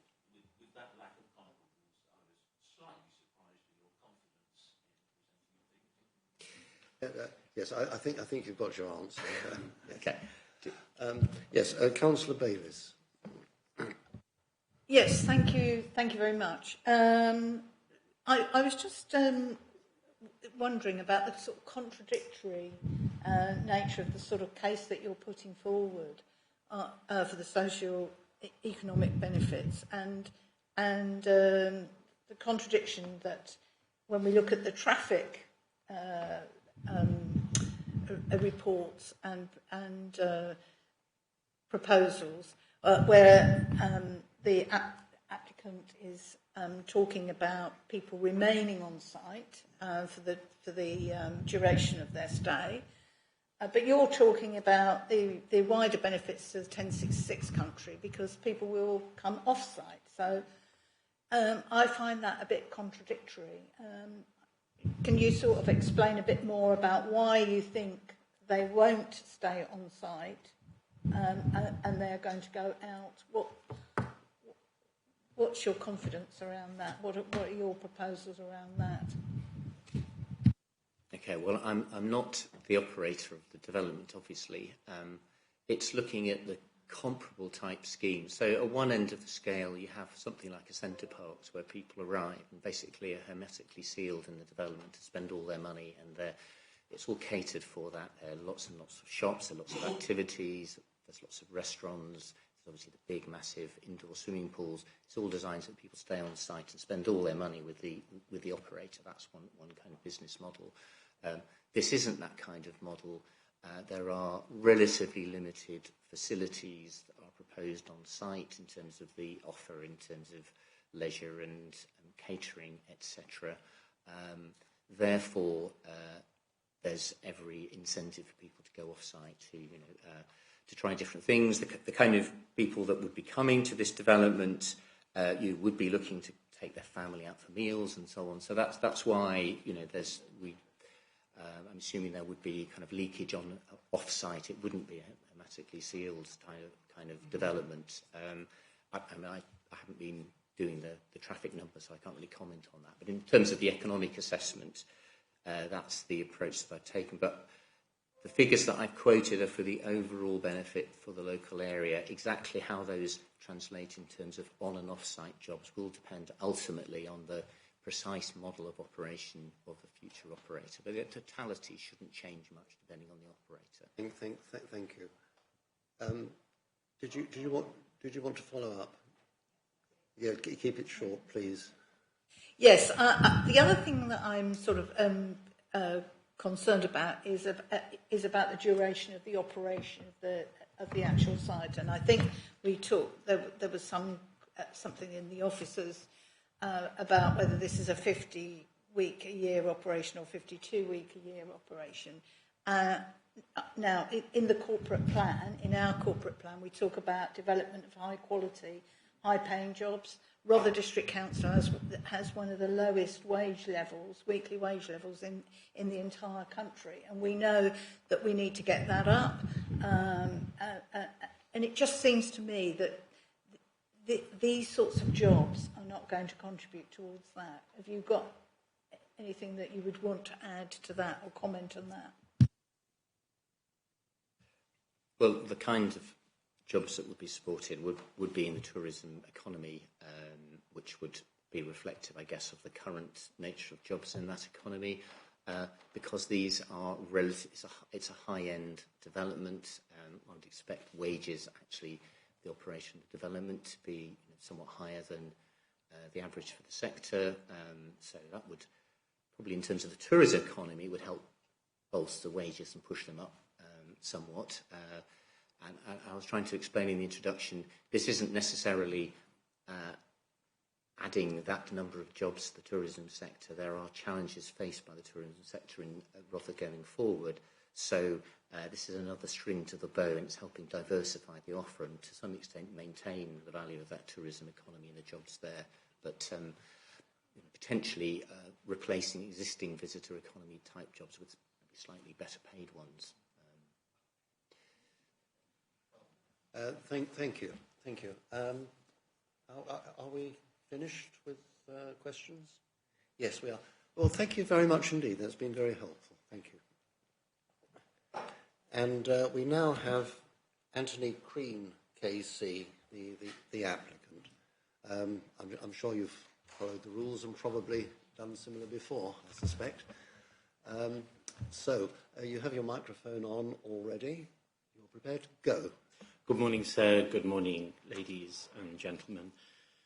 This is a once-in-a-generation opportunity for you to attract £100 million of investment into a single site in Rother, which will transform the tourism economy, and it will directly affect the lives of hundreds of people who live in this area, and in the end it will affect the lives of everybody in the context of the expression, the rising tide lifts all boats. I've got 3 preliminary observations, if I may. The first concerns your officials. Sarah Shepherd and Peter Jinkus have worked with us for 2 years on considering this application, and they have been unfailingly courteous and thorough and conscientious in all of the work that they've done. And we're very grateful to them, even though they've ultimately come down against us. That doesn't affect one iota the gratitude that we feel towards them for the way they've discharged their duties. The second concerns an outline application. There is an enormous amount of contested and contestable matters which are in front of you. And it's impossible for me to address any of those in the short period of time that I have. If you are concerned about those, one step which you can take is to pass a resolution that you are minded to approve this application, subject to a decision by the department to call it in for its own determination. That would lead to a public inquiry. That would lead to the ladies and gentlemen sitting behind me who have expressed objection to have a full and proper opportunity to express their position in a public inquiry. It would allow us a fair opportunity to address all of the matters that have been raised against us in these proceedings, and that might be a sensible way forward, and it gets you away from the binary decision which you presently have, which is to say yes or no. The third preliminary matter concerns the question of appeal. There will be no appeal. If you say no now, that's the end of the matter. So a great deal depends on what happens in this meeting. I don't have time, sir, to discuss the harm. So the merits of the harm. So all I am going to do is try to get hold of these 2 abstract nouns between harm and benefit. They're very different, and they have traps for the unwary. The harm is immediate, it's apparent, it's demonstrable, it's vocal, it's in this room. I can see a plan on the screen which shows a hedgerow that's going to be cut down, and that's harm. The benefit is subtle. It's the opposite of all of those things. It's invisible. It's diffuse over an area of time and geographically an area. It's why Peter and Sarah have given it moderate weight, because it's impossible to nail it down. It's Angela, who lives in Hastings, who gets a job on the site, and it's Nicholas, who lives in Catshill, who also gets a job on the site. One is a bricklayer and the other is a clerical worker. And in this modern age, I would point out that Angela is the bricklayer and Nicholas is the clerical worker. It's impossible for me, or Mr. Nichol, to give you demonstrable evidence about the scale and nature of those benefits as we sit here now, because they're not apparent, they're not obvious, but they will arise.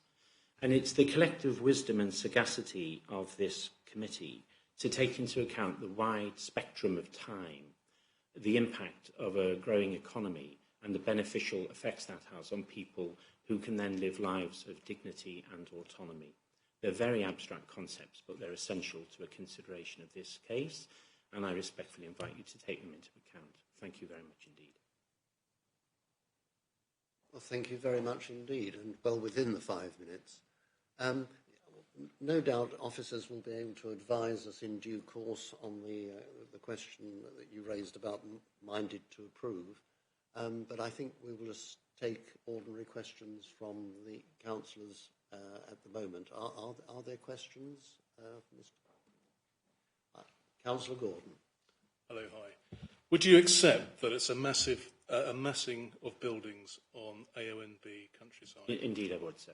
You can't make an omelette without cracking eggs. There is clearly going to be an impact, and that's a very fair point. And I take it on the chin. It's a fair point against the scheme.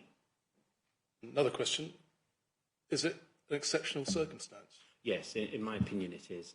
If you have any appreciation of what it is to live a life of desperation and poverty and deprivation, and those elements, I'm afraid, are in quite apparent in Rother, then to have an opportunity to have the dignity and discretionary expenditure which arises from employment is, to my mind, I appreciate people differ, but to my mind that's at the kernel of it, the expansion of high-end employment opportunities or any employment opportunities in a way which is embraced within the massive attention to detail which has been supported by this planning application constitutes, in my submission, an exceptional circumstance. Would you accept 1066, the beauty of 1066 land, the area, is its AONB? Would you accept that? Yes, I would, sir. Unquestionably, I would. It's the reason we bought the estate. We think it's wonderful. We've invested millions of pounds in Rother, precisely because of that. But contrary to some of the observations that have been made about us, we apply an enormous degree of care to any project that we advance, and we consider whether or not what we're doing is going to enhance the public benefit in the local context. And looking at Rother district as a whole, which in my submission is how you should make the decision, we've achieved that and we've exceeded the balance of very special circumstances. But Sarah, I would just observe in relation to this gentleman's question, that's precisely the kind of matter that might be considered as a called-in appeal or a called-in application when everyone has a fair opportunity to lay out their position. Thank you very much. Councillor Mary Barnes. Hello. Good morning, Mark. You quite rightly congratulated our officers on an absolutely first-rate report. And during the 2 years that you have spent with them, you've obviously learned a lot about their misgivings. And they, for their part, have obviously tried to say what those misgivings were. Yes. And why it is necessary that it's not for you to moderate some of the plans that you have. Yes. We as councillors have had the pleasure of having visits from you and your team. I think we've met twice in the council chamber. Yes. And that was all very interesting, but I can't honestly say that anything has changed in your plan from the very first visit that you came to what we're hearing about today. Can you explain why it is that you have got such an entrenched opinion about how we are going to give way to, obviously, you have addressed us in a very eloquent way. Councillor, this is a question, isn't it? This is a question. Why do you imagine that we are going to listen to you when we have a first-rate account of how this can go in the report? For example, we are not going to look at the finished product today. Why is that? Why is it outlined? Why are we not listening to more detail? There's far too much unknown. I think there is a question there. Why is this an application in outline? Yes, and there's behind it is another question about the extent to which we have listened to observations from Peter and Sarah through this process. When we initially conceived the scheme, there was a theatre in the northern part of the scheme, a big theatre. It was going to be one of the principal features of attraction. There were tennis courts and a football pitch, and Peter and Sarah advised us to delete those because they were regarded as unacceptable, and we followed that advice. There were no places for rural enterprises in the original scheme, and Peter and Sarah suggested that it would be beneficial to the rural economy if we introduced some, and we followed that advice and introduced them. So it's been a very productive relationship as well as a very courteous and pleasant one. They've been very inscrutable about their ultimate opinion, as you would expect from professional officers of that quality. So we have no idea what their view was. So it's not a question of us dogmatically overriding a repeated insistence that there was no question of granting consent. They've been entirely inscrutable throughout, and they haven't told us what their view is. They've recognised throughout that there is a balance of interests which must be taken into account. And we've done our best to work with them to create the most appropriate scheme to provide that. In relation to the second part of your question, Mark, we began with an outline application with all matters reserved apart from access. And Peter and Sarah said, we're not comfortable with the question of layout. We want you to provide detail of layout so it can be determined at the committee at this stage. And as with their previous advice and observations, we assented to it. And so layout is now a detailed matter in front of you. So it's only design and landscaping which are the reserve matters. And there's one other, which I dare say Peter will remind me about in a moment, putting you on the spot. There are 3 reserve matters. But those design and landscape, those have been the subject of immense thought and detail and discussion. And as Peter said in his presentation, they're the subject of parameter plans, which provide a high degree of specificity about the nature of those proposals. So this isn't a red line around a plan and hope for the best. This is a very, very well thought out and highly discussed and considered application through your officers, which has been modified with their input and presented in the way that they suggested. It's entirely permissible to provide an outline application for consideration, and that's the way we've proceeded.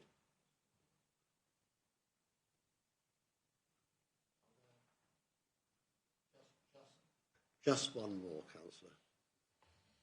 Yes, if you were, I think the last time we spoke, you said that there wasn't any potential buyers lined up for the land if you're granted planning application. What's Plan B? If we granted the planning application and then you couldn't sell it on, what's Plan B? There isn't a Plan B. There is very substantial interest in the market. Rother, as this gentleman has said, is a beautiful place. The Normanhurst estate is. I'm the subject of non-disclosure agreement, so I'm limited in the degree to which I can discuss those matters with you. But we wouldn't have spent £1.5 million on a planning application in a situation in which we weren't sure that we could sell it.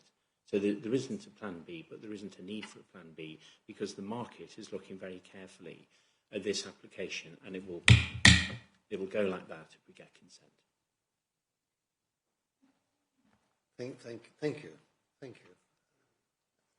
It appears there are no further questions. Thank you very much for that. Thank you very much. Very interesting indeed. Thank you. Thank you for your help. I think what we will do now is to take a break for coffee, and I need to remind us all that we should not speak to the applicants or objectors or members of the public, or indeed each other about.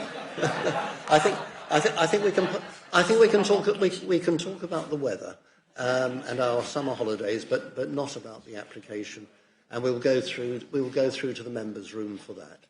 So we'll come back in about 15, 20 minutes. Thank you. Yes, we'll come back at 20 to 12.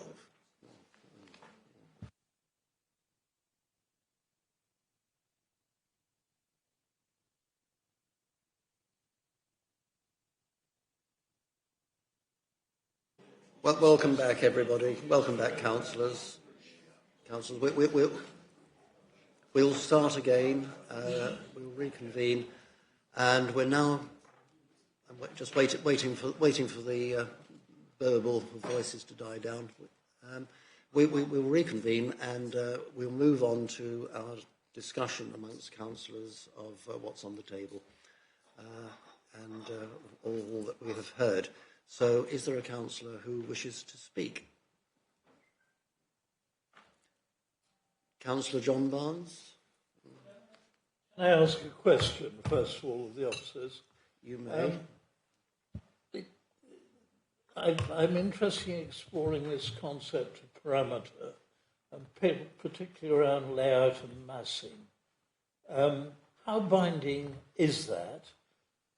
And why did we go for this halfway house between detail and outline on number, layout and massing, could we not have gone for detail? Councillor, parameter plans and supporting information is a standard approach to very large schemes where effectively your delivery period could be over a number of years. So it's setting out the intent, but circumstances might change over your delivery periods, so you allow some flexibility between all parties to deliver the scheme. It's not an unusual way of delivering something, but this is possibly the first time I've seen it in this detail for such a complicated scheme. In terms of binding, they are an absolute binding document. And as you may notice, the drawings are all done. I do apologise that they're quite small, but the drawings have been prepared in CAD. So effectively, the next layer of detail would be you would create GPS coordinates to each of those points to ensure exactitude of the intent in terms of the reserved matters. But it is a standard form of taking an outline planning forward into reserved matters.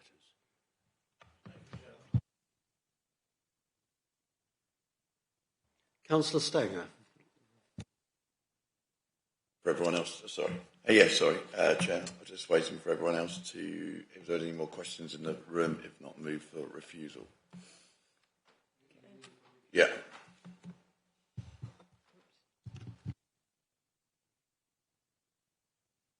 We'll carry on discussion until we get a seconder, and we seem to have run out of things to say. But we will debate it properly. Councillor Gray. Thank you, Chair. I would just like to say thank you very much to both the officers for providing us with such a very helpful professional report. You've answered all my questions and many more besides. I think that's why we've had so few questions to ask, because you've been so thorough. It's been a really complex case, nearly 100 pages, but just thank you so much. It's been really helpful. And if I can, I would like to second it.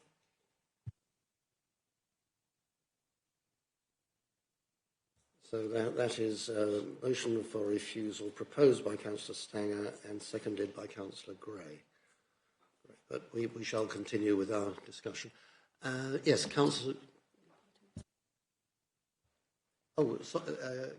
Yes, Mr. Dykhouse. Sorry, Councillor. Thank you for the compliment. But I do think we need to also be courteous to the applicant, who has worked with us and answered all our questions and come back continually. So it's not just ourselves; it's working with the applicant to get where we are. Thank you. Well, and I thank you all for that. Thank you very much. Councillor Gordon. So I must say I'm very impressed with the applicant. He's been very polite and answered all the questions very nicely. I do thank him for that.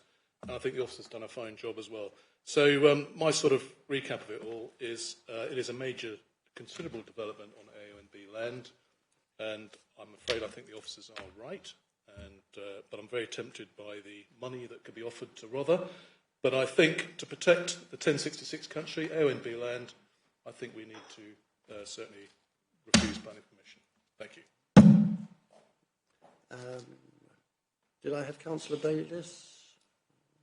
Yes, thank you. I just had a sort of question really about the speculative nature of the application.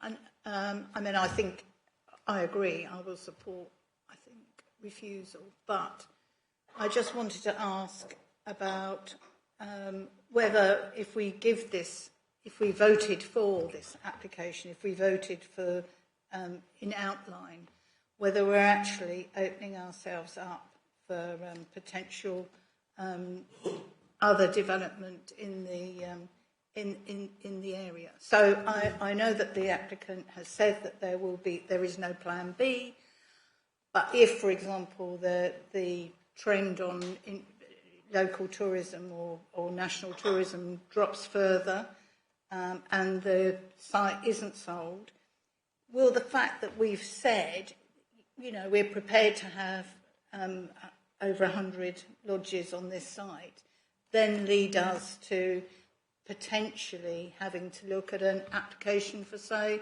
a small residential development? And, you know, once we've accepted that principle of development, does that leave us open to other outcomes down the line. I think this is probably something officers can answer. Kemi. Thank you, Chairman. The recommendation before members today is to refuse.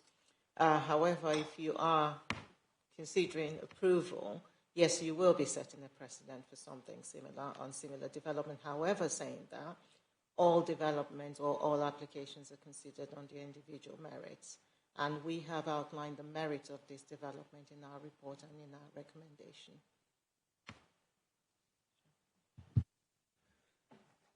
Thank you. And I think Councillor Byrne first and then Councillor John Barnes.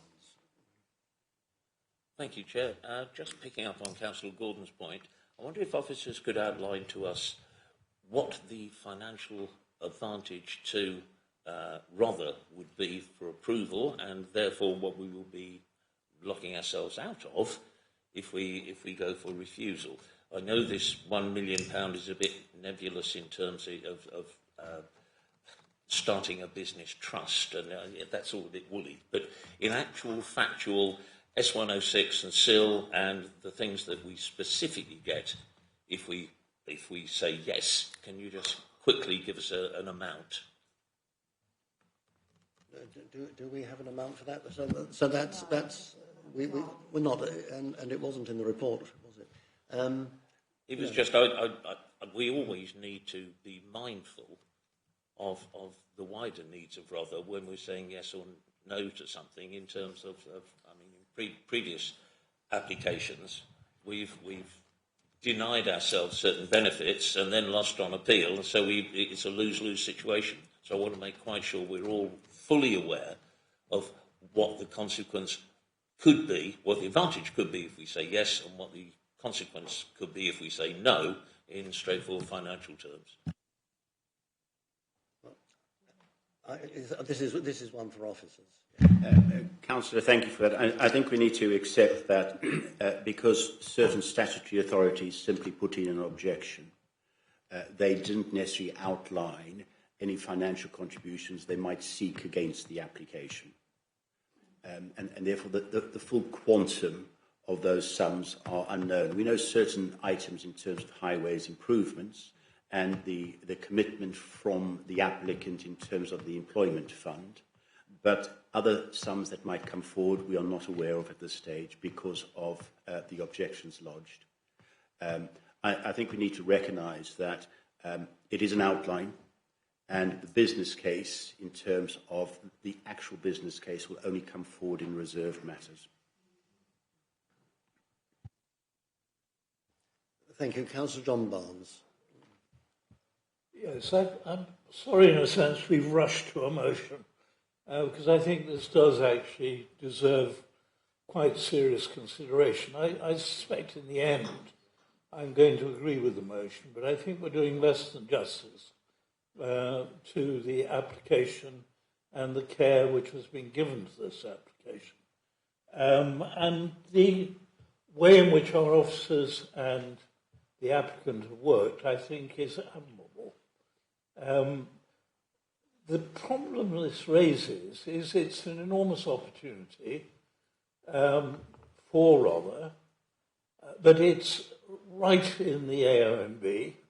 Every acre, every hectare is in the AONB, within sight of what is a national footpath, the 1066 Way,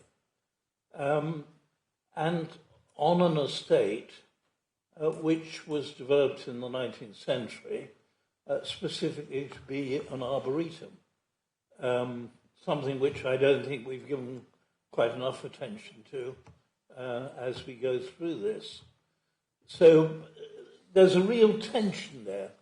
I suspect if this were not on AONB, I would be looking at it quite sympathetically.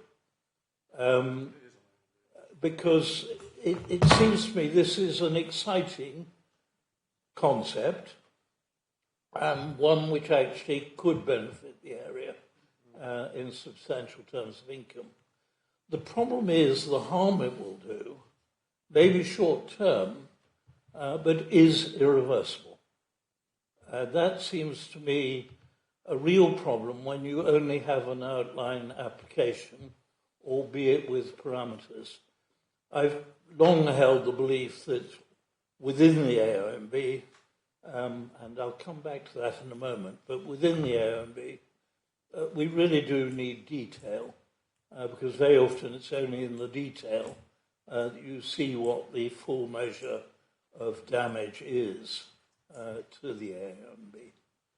The AONB is a very particular landscape because it's not only beautiful, as many landscapes are, but it is actually medieval. It's a late 14th century landscape, which has been altered. Normanhurst was a substantial alteration to it, but one which arguably was important in its own right. So I think the problem is I would need a great deal of convincing about the overwhelming nature of the benefits to outweigh what is going to be irreversible harm to a stretch of medieval landscape of historic and archaeological interest, and not merely of aesthetic benefit. I think, too, I would have preferred to see much more exploration by the applicant of the importance of this as a wooded estate and the arboretum. I think one of the things that really concerns me about the number of holiday lets involved and the massing, they're very closely together, will be the effect on the woodland floor. With the best will in the world, you are not going to actually get away without significantly affecting the character of the woodland within which this development is located. Another thing which really does concern me is, of course, not merely the biodiversity angle, but the effect on wildlife. What we're increasingly realizing is how important dark skies are to nocturnal flying birds. And I do take very seriously the objection from the Sussex Ornithological Society, who've come down very firmly against this. I really can't be persuaded in the end that great though the benefit is, and I think actually we are underestimating the long-term benefit of this. I think it's outweighed because of its location wholly within the AONB and because of the irreversible harm it will do to the ecology of that particular estate. So I think I'm going to come down against, but I think we need to do justice to the care and the consideration which the applicants are given. And the fact that this is a genuine opportunity which we ought to properly consider if we're taking the interests of Rother fully into account. But I think on balance, I have to say, I think my judgment is still adverse. Thank you. I totally agree that we should continue with the discussion and hear from all councillors. I would like to hear from all councillors. It's a very important application, and I'm not going to rush matters to a vote. So councillors, please feel free to speak and express different opinions, those in favour as well as those against, please. Now, Councillor Creaser. I don't think I've ever come across such a detailed situation and how much work has gone into it by the applicant and the officers. And it's made it very, and of course we've had this information. They've come, they've done presentations and that kind of thing. So it's not a whim or anything like that. But we are, as the gentleman quite rightly said, we're responsible for the whole of the district. And we are responsible for the future of things. And then once you start chopping stuff down, it doesn't grow again. And so we need to be mindful that it's not just us in this landscape. It is the flora and the fauna, and we are part of that. And we are the custodians. So thank you very much for your thoroughness. It's made it very much clearer about where we need to go with this, and I do appreciate that. Thank you. And you guys. Thank you. Are there other speakers? Yes, Councillor Mary Barnes. I think an important point that was made in the report was that the whole of the arboretum, as my husband describes it, was laid out in response to the house itself and where it stood. So what you have is actually from the house, where the house stood, the most beautiful view in all directions of a well-balanced planting scheme to complement those trees which had been there considerably longer. When you come to think that the house itself was only standing for just over 100 years, it's such a pity that we couldn't actually see what we saw that everyone can see, that what we saw on the visit to the site was how important it was that that particular spot where the house stood was of such major importance to how the estate worked.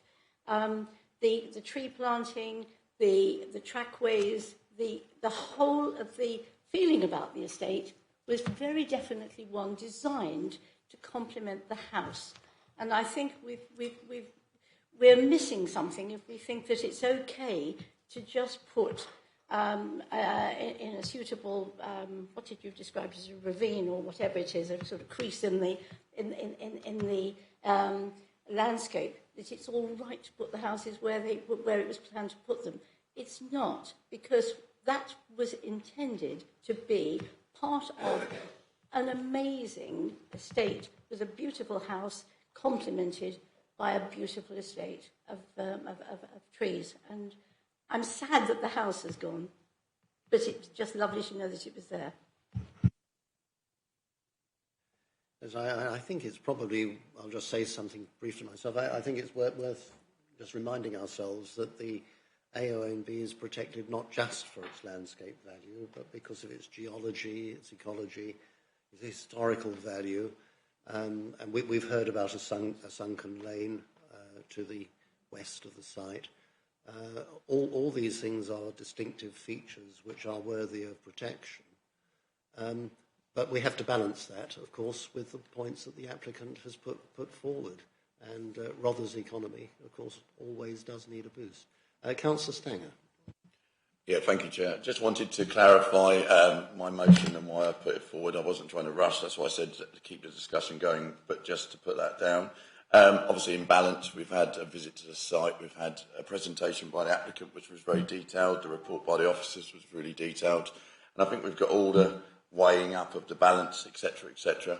But mine just come down to size and scale, really, of where it is of the AONB and the size of the scale of the buildings and the potential impact on the... I've walked around the area, Councillor Groan walked in between the trees, and we've seen it firsthand, the size of these things within the trees and within the environment. It's going to be very hard to hide and not to have any impact on. So that was my decision. I just wanted to clarify before. But I think it's a very good application. If it was somewhere else, probably go through easier. But at the moment, the balance is weighed towards the AONB. Thank you. Councillor Groner. Yeah, I'd just like to follow on from Councillor Stanger to say what I really did like was the concept of how do you introduce a higher end holiday offering beyond what we're sort of quite famous for, which is caravan parks.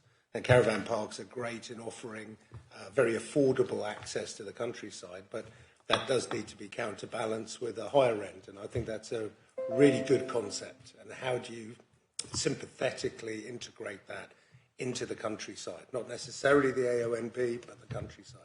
But as Jimmy just said, it's the scale of it, I think. It's a scale of its ambition that is giving it the most challenges.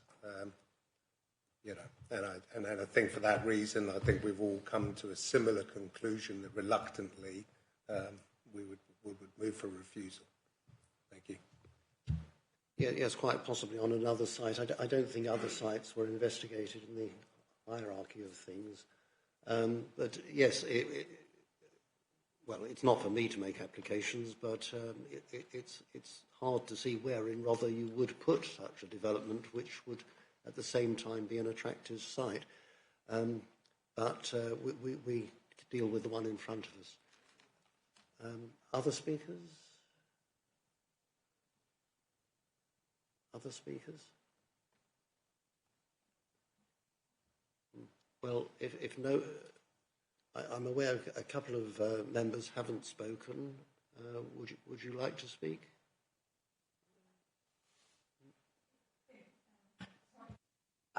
Certainly, but it would just to reiterate what's been said before. I certainly agree with John that actually, you do look at the balance and think that amount of money to come into this part of Rotherham would be amazing, but we've also got the harm to the environment. So yes, on balance, I agree with where I think the mood of the meeting is. Thank you very much, Councillor Keane. Anyone else would like to speak? Would you like to speak? Councillor Chowdhury? Very much. Thank you. Asked me something to say. My concern is about the A1B and how many trees have to cut it down and or chopped head up, So this is our environmental issue. So how many trees cut it down if get the permission for the plan? Okay. Thank you very much.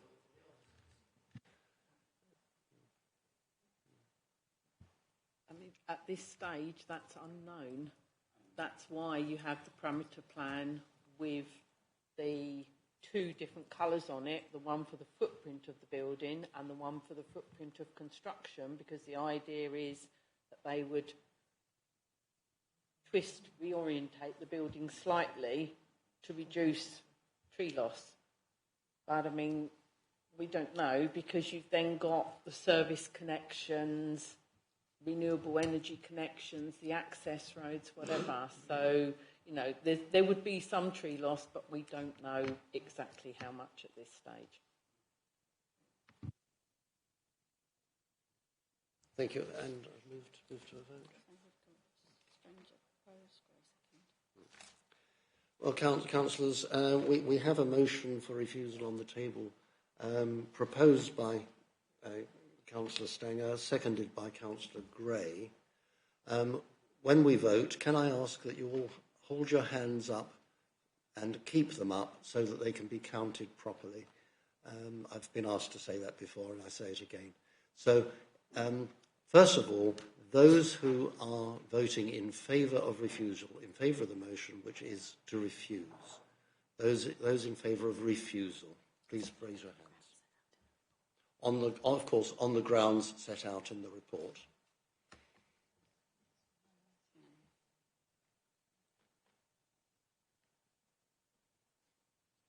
Take them down now.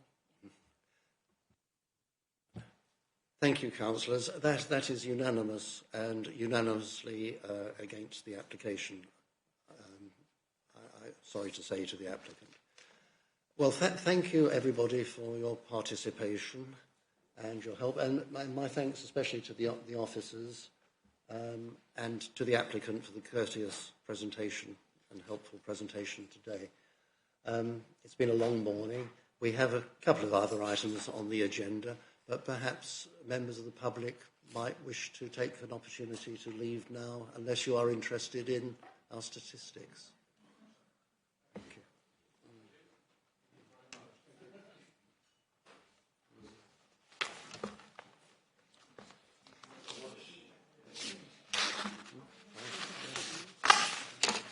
Less difficult than last time, I can tell you.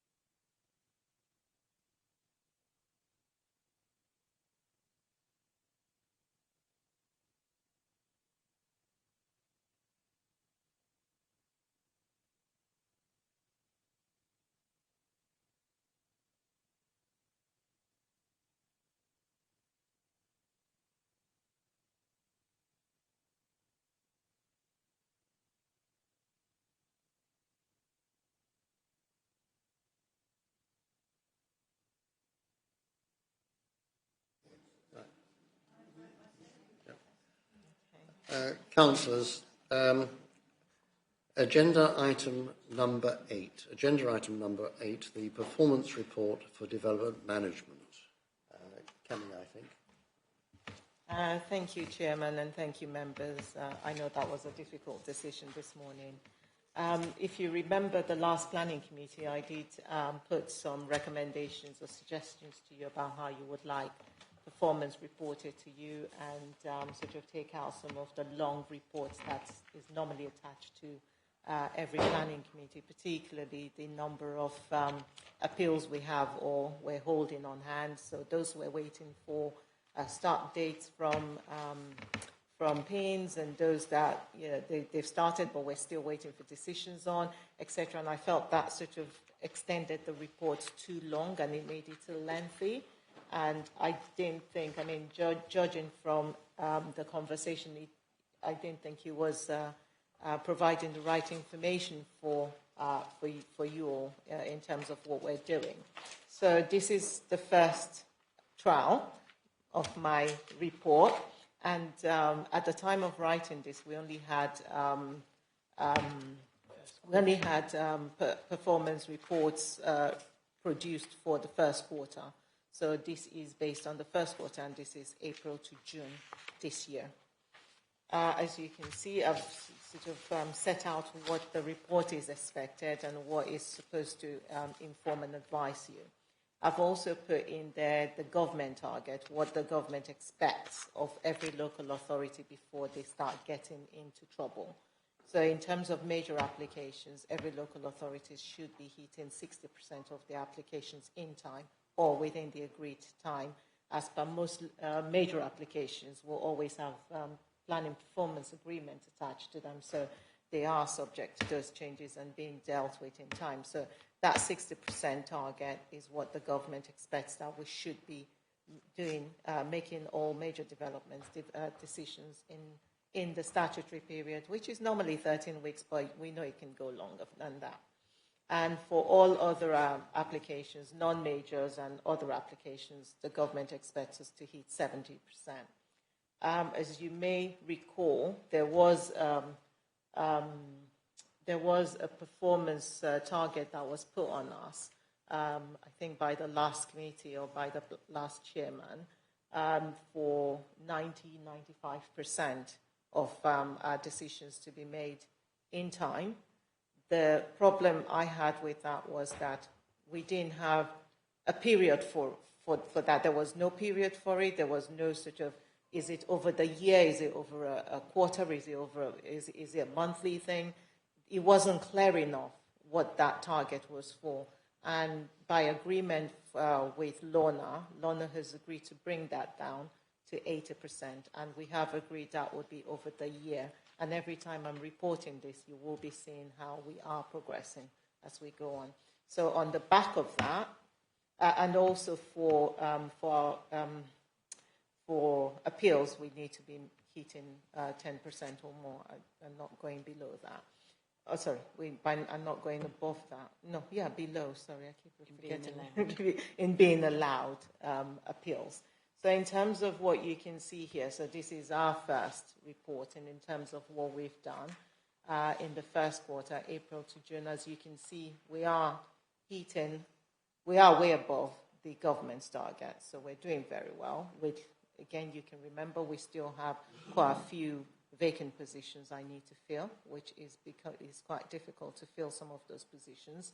And also we have this antiquated software which we're still using, which we're hoping to replace. So that sort of means that reduces the amount of time, or that puts more time in dealing with tasks that could be done quicker.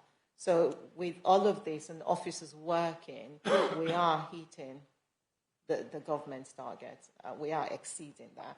And we are sort of also within the targets that we've set ourselves, which is 80%, although we are slightly below in terms of the minor, but we are, if I look at the figures from this week, we are way above that now. So just for you to know, and I also said I would benchmark us against our family group, which is what you've got there, our family group there. And you can see in the first quarter, we are at 73%. And that, since this report was produced, we've actually gone into the 80s mark. So we are sort of constantly, it's an upward trend. So I'm quite happy with where we are at. And hopefully, we will get better as we get on. And if I can also recruit into those positions, that will be fantastic. And we will be able to deal with the applications we're getting. Although there is a perception that there is a bit of a downward trend on applications coming in at the moment, but that is down to externalities like the financial situation, the cost of living, etc. So that is not something that is unique to the council. It is everywhere. But still, officers still have more than enough. With us, we're still holding quite a huge, large number of applications. And so going on, and in terms of enforcement, I know this is quite an important one for members. We do have quite a lot of complaints that come in. We do our best. I mean, I've got 4 capable enforcement officers that are always on the case. 2 part-time and 2 full-time. So you can understand how difficult that can be sometimes to be able to go out immediately to investigate, but we do go out to investigate. We are reviewing our enforcement plan, which will then give us set targets in terms of how quickly we go out to investigate, because at the moment it states 2 days, 4 days, 5 days or something, so it's not quite clear how quickly we should be going out on site, and we need something more fixed so we can what's the word I'm looking for? we can review ourselves against, and we can use that to monitor how quickly we're dealing with these investigations. And we do have weekly enforcement surgeries where we go through the complaints that have coming through. We decide which ones are urgent to go out on immediately, and those that we can just write to them and seek more clarification, or we consider them not to be planning breach, and then we close them down. So we do have that weekly meeting, and I attend it and make those decisions along with my officers. In terms of appeals, this is the chart you can see here. We do have the blue one is what we've won. So what has been dismissed by the inspector. The orange one is what's been allowed.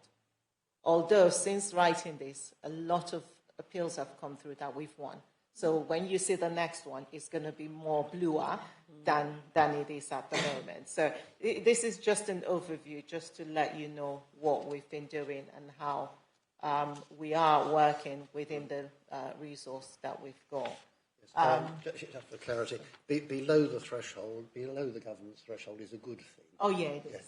Yes, read it that way round. Thank you. It is a good thing, yes. We are really well above that, doing very well. So I also sort of said that we would look at appeals that we've lost and bring that, summarize it, and tell you why we've lost them and how we're learning from this. And this is, there are a couple of them here where we've lost an appeal. Some you might look at and think, okay, that makes clear sense, but sometimes it's always a 50-50, especially when you're trying to negotiate with the applicant and they don't want to listen. And the only avenue for you is to refuse it if you can get a better scheme from them. So in this particular case, I think I spoke to the officer and they tried to negotiate with the applicants, but they weren't having it. Unfortunately, we lost it, but the inspector, in allowing it, actually just concluded that he thought that the extension, as you can see there, so they're raising that up and also putting a rebuilding, the outbuilding there. So he just thought that the scale and the appearance would not harm the OMB. To a certain degree, I don't agree, but inspectors can take their decision. But in terms of how they were looking at it, they were looking at how the dormer there is being replicated and also sort of aligning with the rest. And So there are sort of different avenues of looking at things, and they've taken a different view to say that there won't be that harm for it to be allowed, and they've allowed that. Because it was not listed. And because it's also not, it's a non-designated heritage asset as well. And then going to the next one. This is one that we have to consider every application on the policy before us. This is a first floor rear extension. I personally don't like first floor rear extensions, and I always do my best to refuse them wherever I can. But this one, the inspector concluded that it was acceptable because of the materials they were using, which will be in keeping with the existing house, and also that the projection wouldn't come out so much that it will be harmful to the windows of the neighbouring occupiers. And I think what also helped them is the fact that there are single-story extensions on the adjoining properties as well, so there won't be any more harm not as much as you would get if there was no extension on the back. So I think that helped in this decision being taken contrary to our recommendation or to our decision. And this last one, it's a wraparound extension, which, if you look at it, yes, on the long elevation, it is massive. But the inspectors have concluded that because the front, the side extension, as it appears on the street scene, it's fine. It's not harmful in that term. And the other bit, which is to the back, you're not going to see it on the front, and it's not visible to the public. So for that reason, concluded that that will be okay. So you do get those type of decisions where we have to weigh heavily. And we do use this to review how we are making decisions going forward as well.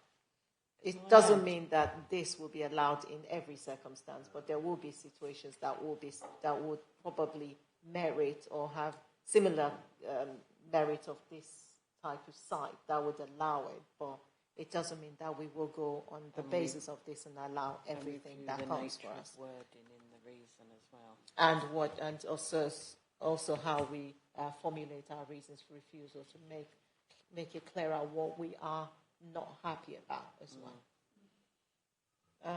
Thank you. If you have any questions for me?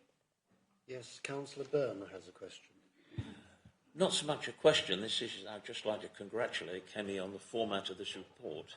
It gives a brilliant snapshot, and especially the detail on appeals. It allows our thinking to align with the national thinking, and therefore, hopefully, that will mean our decisions and the number of appeals we lose or the number we win, will go the way we want it. But I just think this is an absolutely superb report, and thank you for that, Kemi.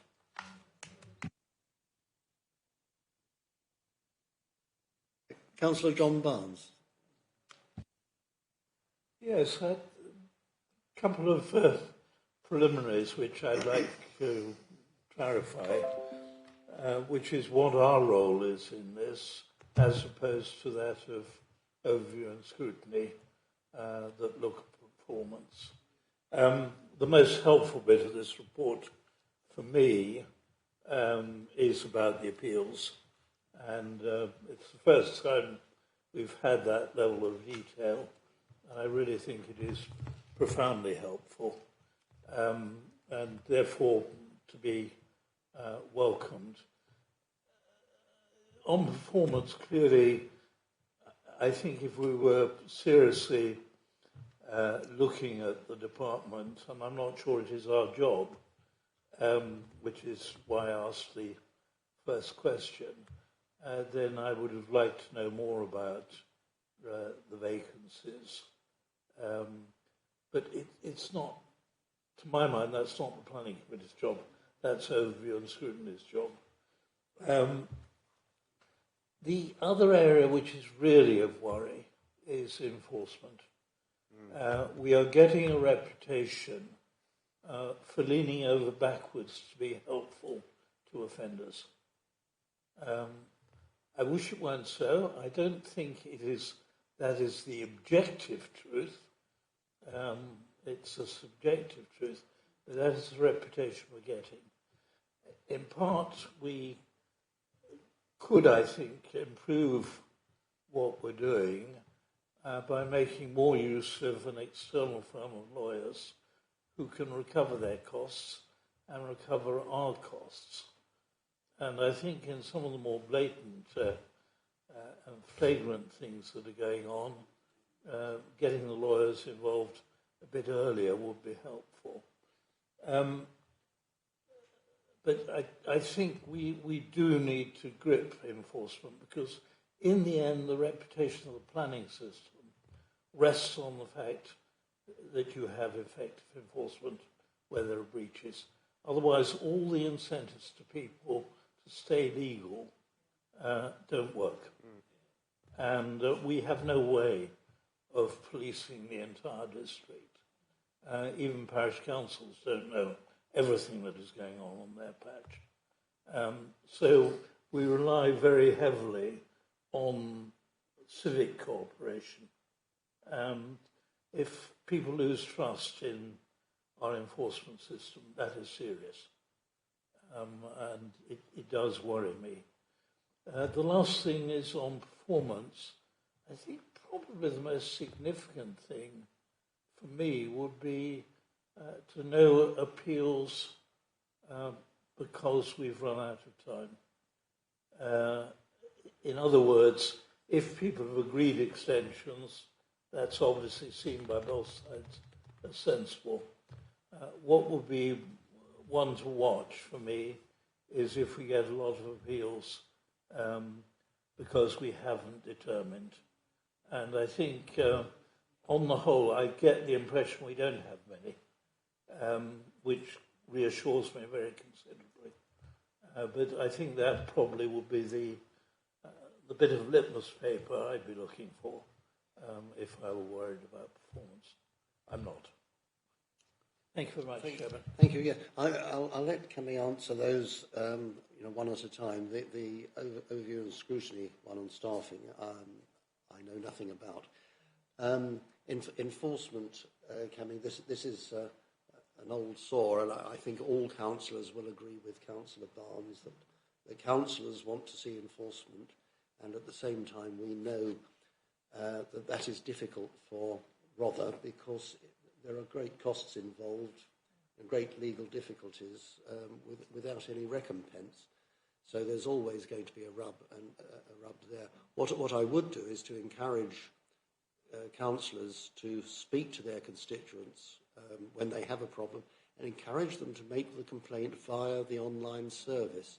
And that way it's logged, and that way it's much more likely that something will get done about it and appropriate resources will be put to it.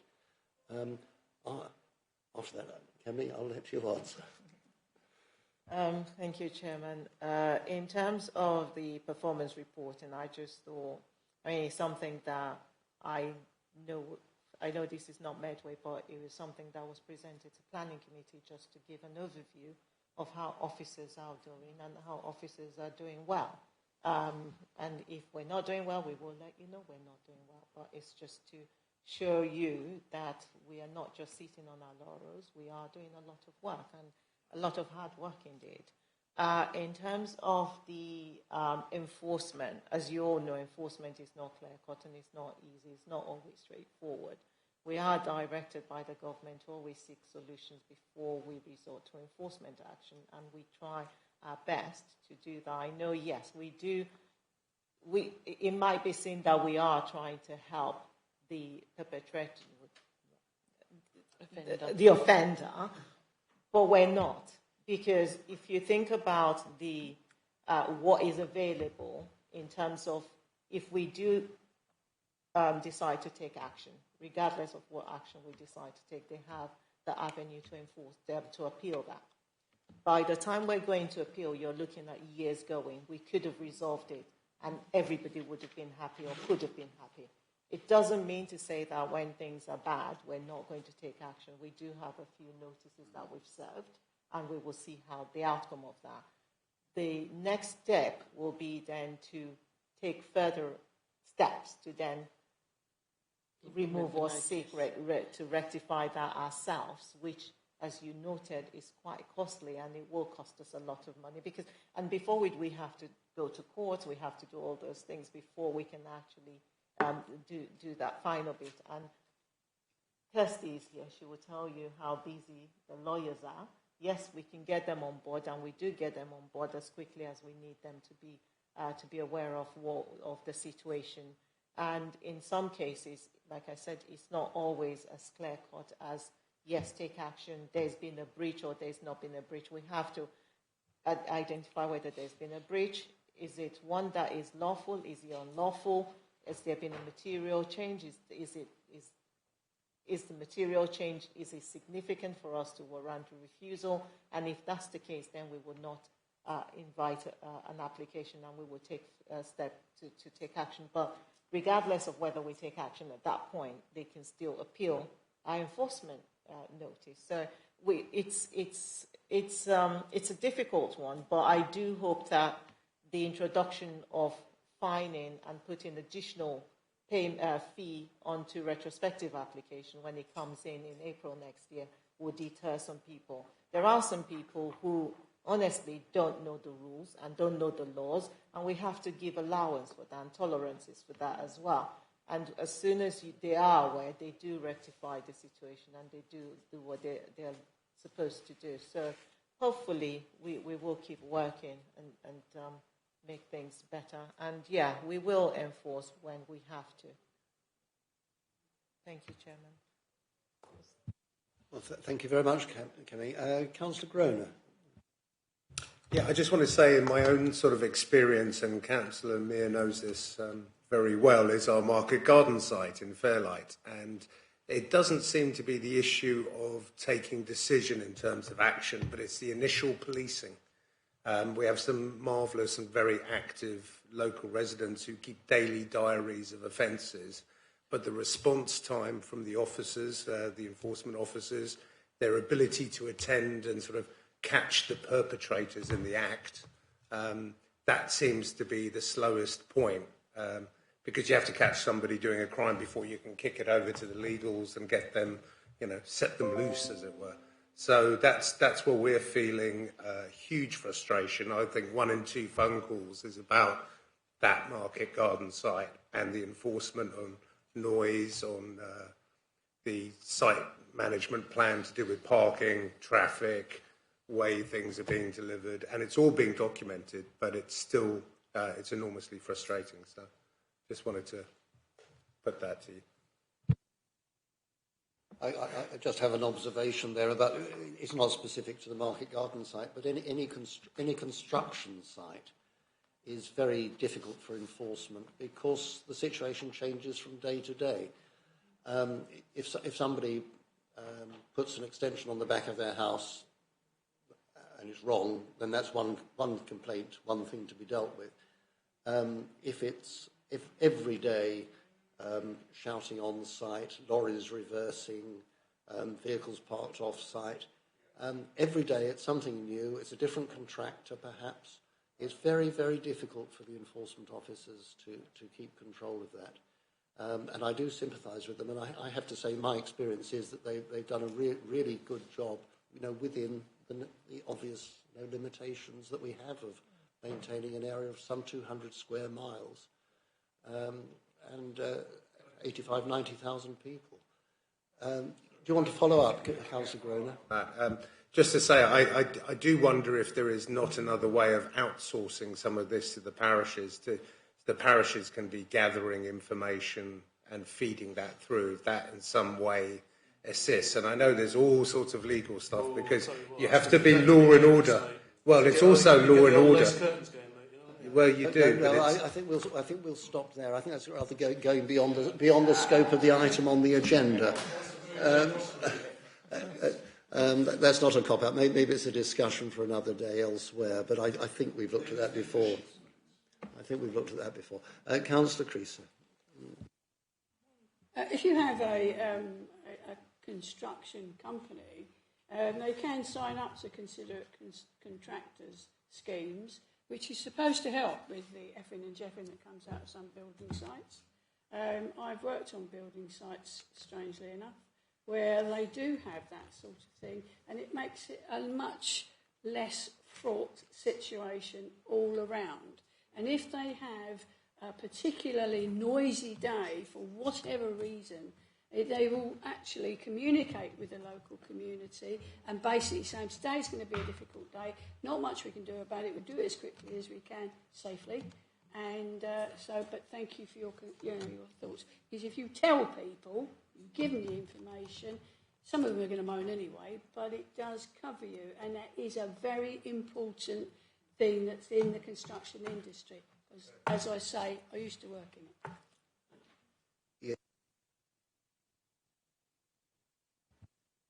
Obviously, we normally have a conditioned construction management plan which has to be complied with, and I would hope that would cover as many of those things as possible. But in the end, we're very, very dependent on constructors actually complying, acting reasonably, and doing the communication things that you indicate. It does make such a difference. So I'd certainly encourage constructors to follow what you say. An excellent idea.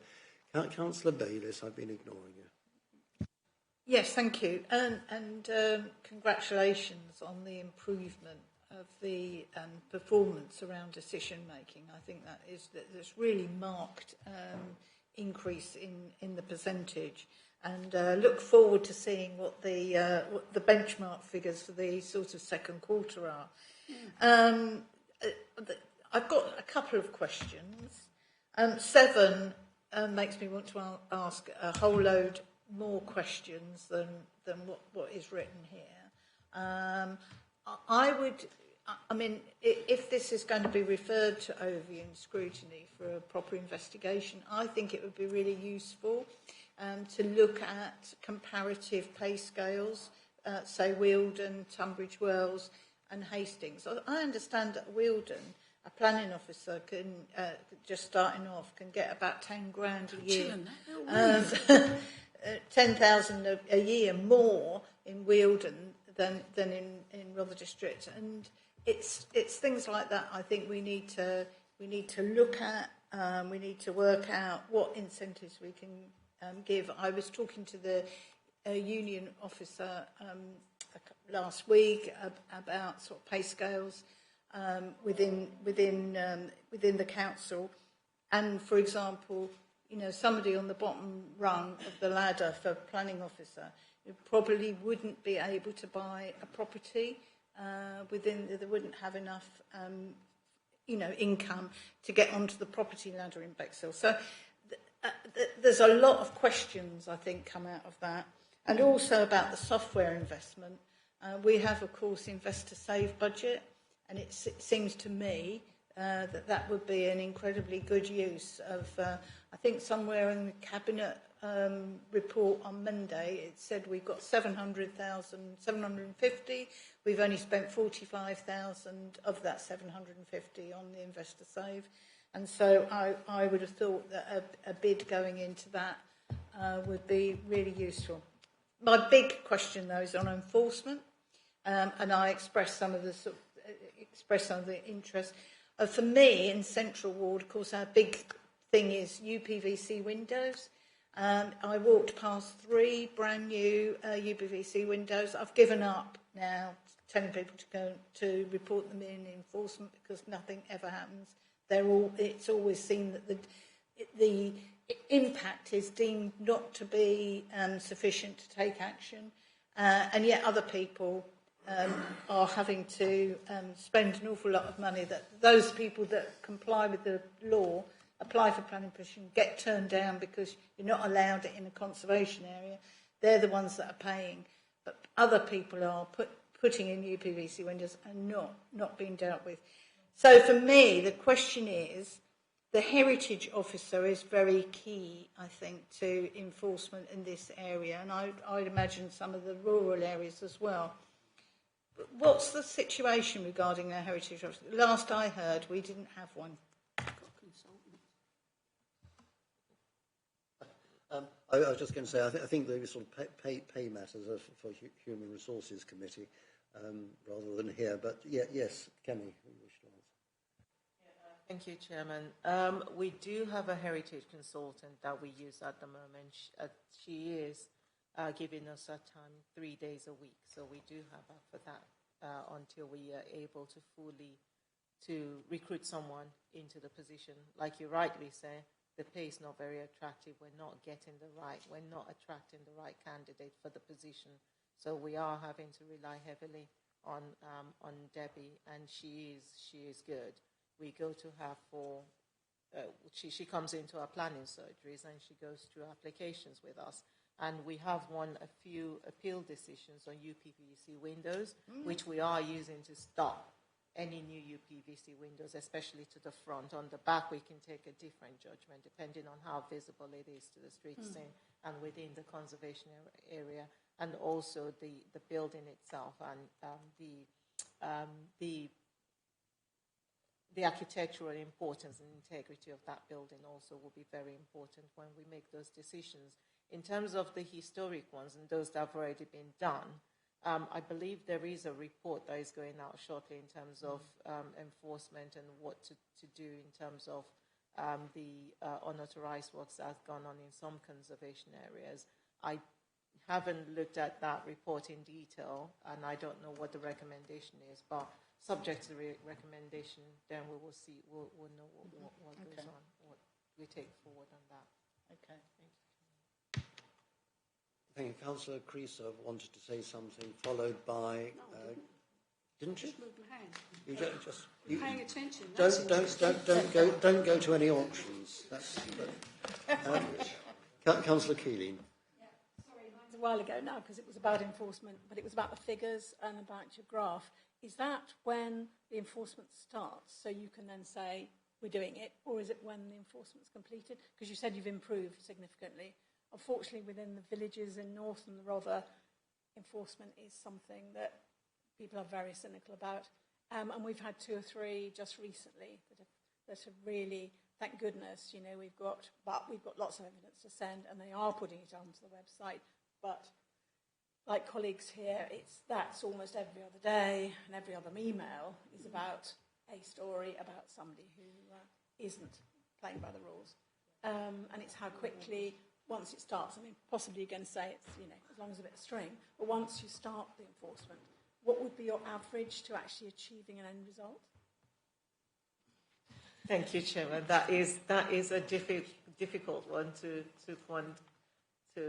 quantitate in this scenario, because what we do is, I mean, on top of my head, I know each of my officers are holding about 80 plus cases that they're looking at and investigating at the moment, and every week we get roughly probably 30 new complaints. Well, 20, 30 new complaints, which we go through every week to see what's new.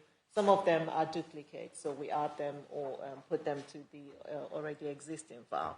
So, I mean, for us, from start, we receive the complaints comes in, it gets registered in, we look at it in our surgery, we go through the discussion, what is happening, or what information have we been given, either to help us make a decision there to say, okay, this is not serious, or this could be done, this could be permitted development, and then we write to the offender and say, look, it's come to our attention that you've got this done, you need permission for it, or you might need permission for it.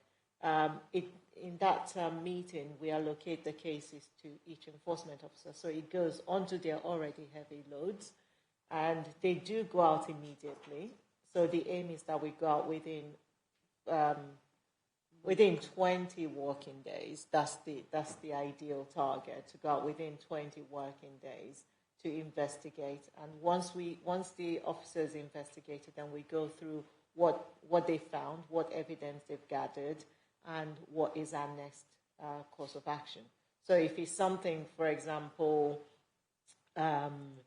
they've got maybe a single-story rear extension, it could be something that could be permitted development. It could be something that we would approve, even if we got an application for. We would invite them to put in an application to rectify the situation. We would give them a deadline to make an application If after that, again, it's subject to how serious we think it is. If it's something we think is seriously harmful to the neighbours, then we would decide what next action we're going to take on that, whether to go straight for action or, again, appeal to their good will and say, look, you need to rectify this, and you will have a problem if you had to sell the property later if you don't have permission for this. So we do have ways that we try to get offenders to do the right thing. And when that fails, that's when we then take it further. To take it further, we have to write a report why we need to take enforcement action on this.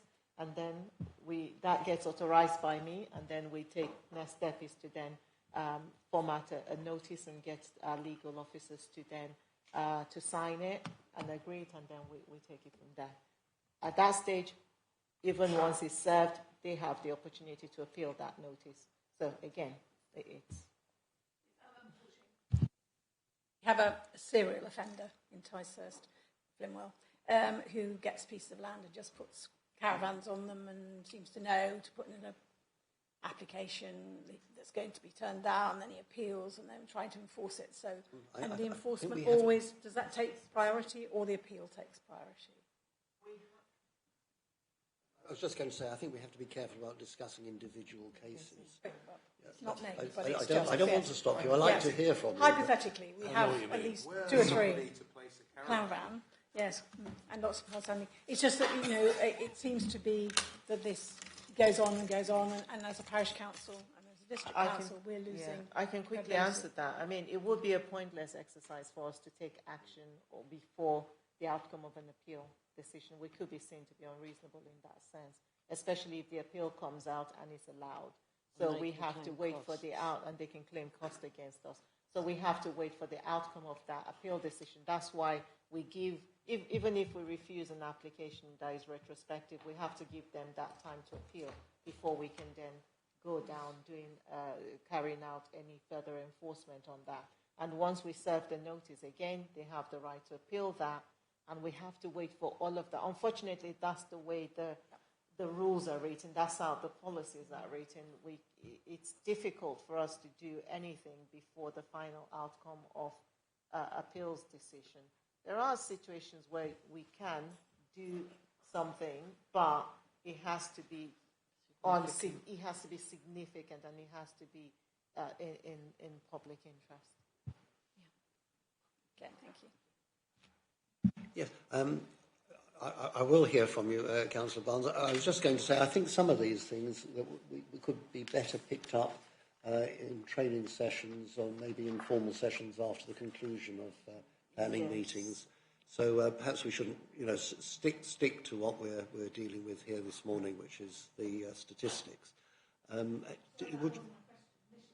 Was the statistic graph, was that the minute you start the order or when you've actually completed? Because that makes a difference, doesn't it? As to whether you said enforcement had improved, and I just wondered whether you meant you'd gotten through lots and finished lots, or whether you'd actually just taken lots on and started them. The reason for the reporting was to get rid of the question for every week about what have we got on enforcement at the moment, what's the level of enforcement we have. So the graph, the number of ongoing cases, some of them would be closed with no further action. Some of them will still be live and still waiting things to turn around on them before we take further action. So that's what is in there. Thank you, Chairman. Sorry? Yes. Yeah. I think it's coming up towards 1 o'clock. I think as I said, I think some of this would be. Yeah. Yeah. Well. I'll hear first from you, Councillor Bayliss, and then from Councillor John Barnes, if necessary. But I do want to wind this up now. Yes, I mean, the point I just wanted to make was, I understand what you're saying is we're just looking at statistics, and actually we shouldn't be going underneath it. But I really disagree with that. If we're being presented with statistics about our performance as a planning committee and as a planning department, it is up to us to interrogate and understand what those statistics mean. And if it is around pay, then I think we may well refer it to overview and scrutiny to do some work on that. That is a legitimate request, that we maybe look at the pay, or we look at the reason why we've got so many vacancies, that they undertake some sort of work at looking at that. I understand that we don't go into depth in this committee, but I do think if you're giving us statistics, we have a responsibility to follow through. Agreed. Well, councillors do have options to pursue things through other means, through other committees, and I'm sure that officers take all that on board, as do I. Councillor Barnes, very briefly, if you must. I shall be as brief as I can.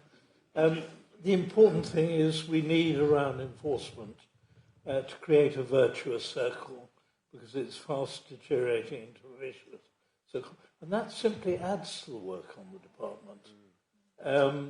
The more law-abiding our citizenry, the better the planning department can cope. And this is why I made a constructive suggestion, which is that we extend our capacity by making use of specialist firms of lawyers who can claim their costs back, can claim officer time, and we pick one or two very high-profile offenders and clobber them. Because if we don't, we're in danger of creating a stick to beat our own backs, because there'll be more and more work, and the enforcement department is already run off its feet. Well, there may be much to be said for that approach, but and I think that will be pursued further elsewhere, if not here. But I think for the purposes of today, I have to draw this to a conclusion. No, Councillor Groner, you're teasing me. Right, yes. But Kemi would like to say something. Kemi has one last word. Yeah, just one last thing. I know that you mentioned that maybe some training will be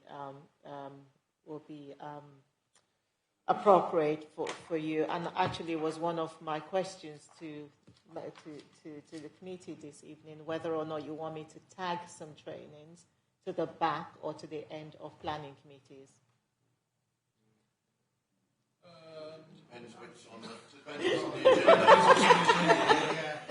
Okay, so depending on what is on the agenda. I think, Chairman, Chairman, it would be helpful if we could really spend a little time on the enforcement situation, understanding what is and what isn't possible and what we can do about it. And the role of the committee. Yes, those are perfectly suitable things for such a discussion. I think there's much virtue in having an informal wind-up training session after the meetings, because we're all here and you know how hard it is to get everybody together. And Kirsty wants to say one thing. Just in terms of if we do any training on enforcement, it may be more appropriate to do it when all councillors, not just members of the planning committee, could go, because if it's something as ward councillors, you're getting queries, I think it may be relevant for other councillors to attend, so it may be more appropriate to do that on another time. Well, thank you very much. And with that, I conclude this meeting.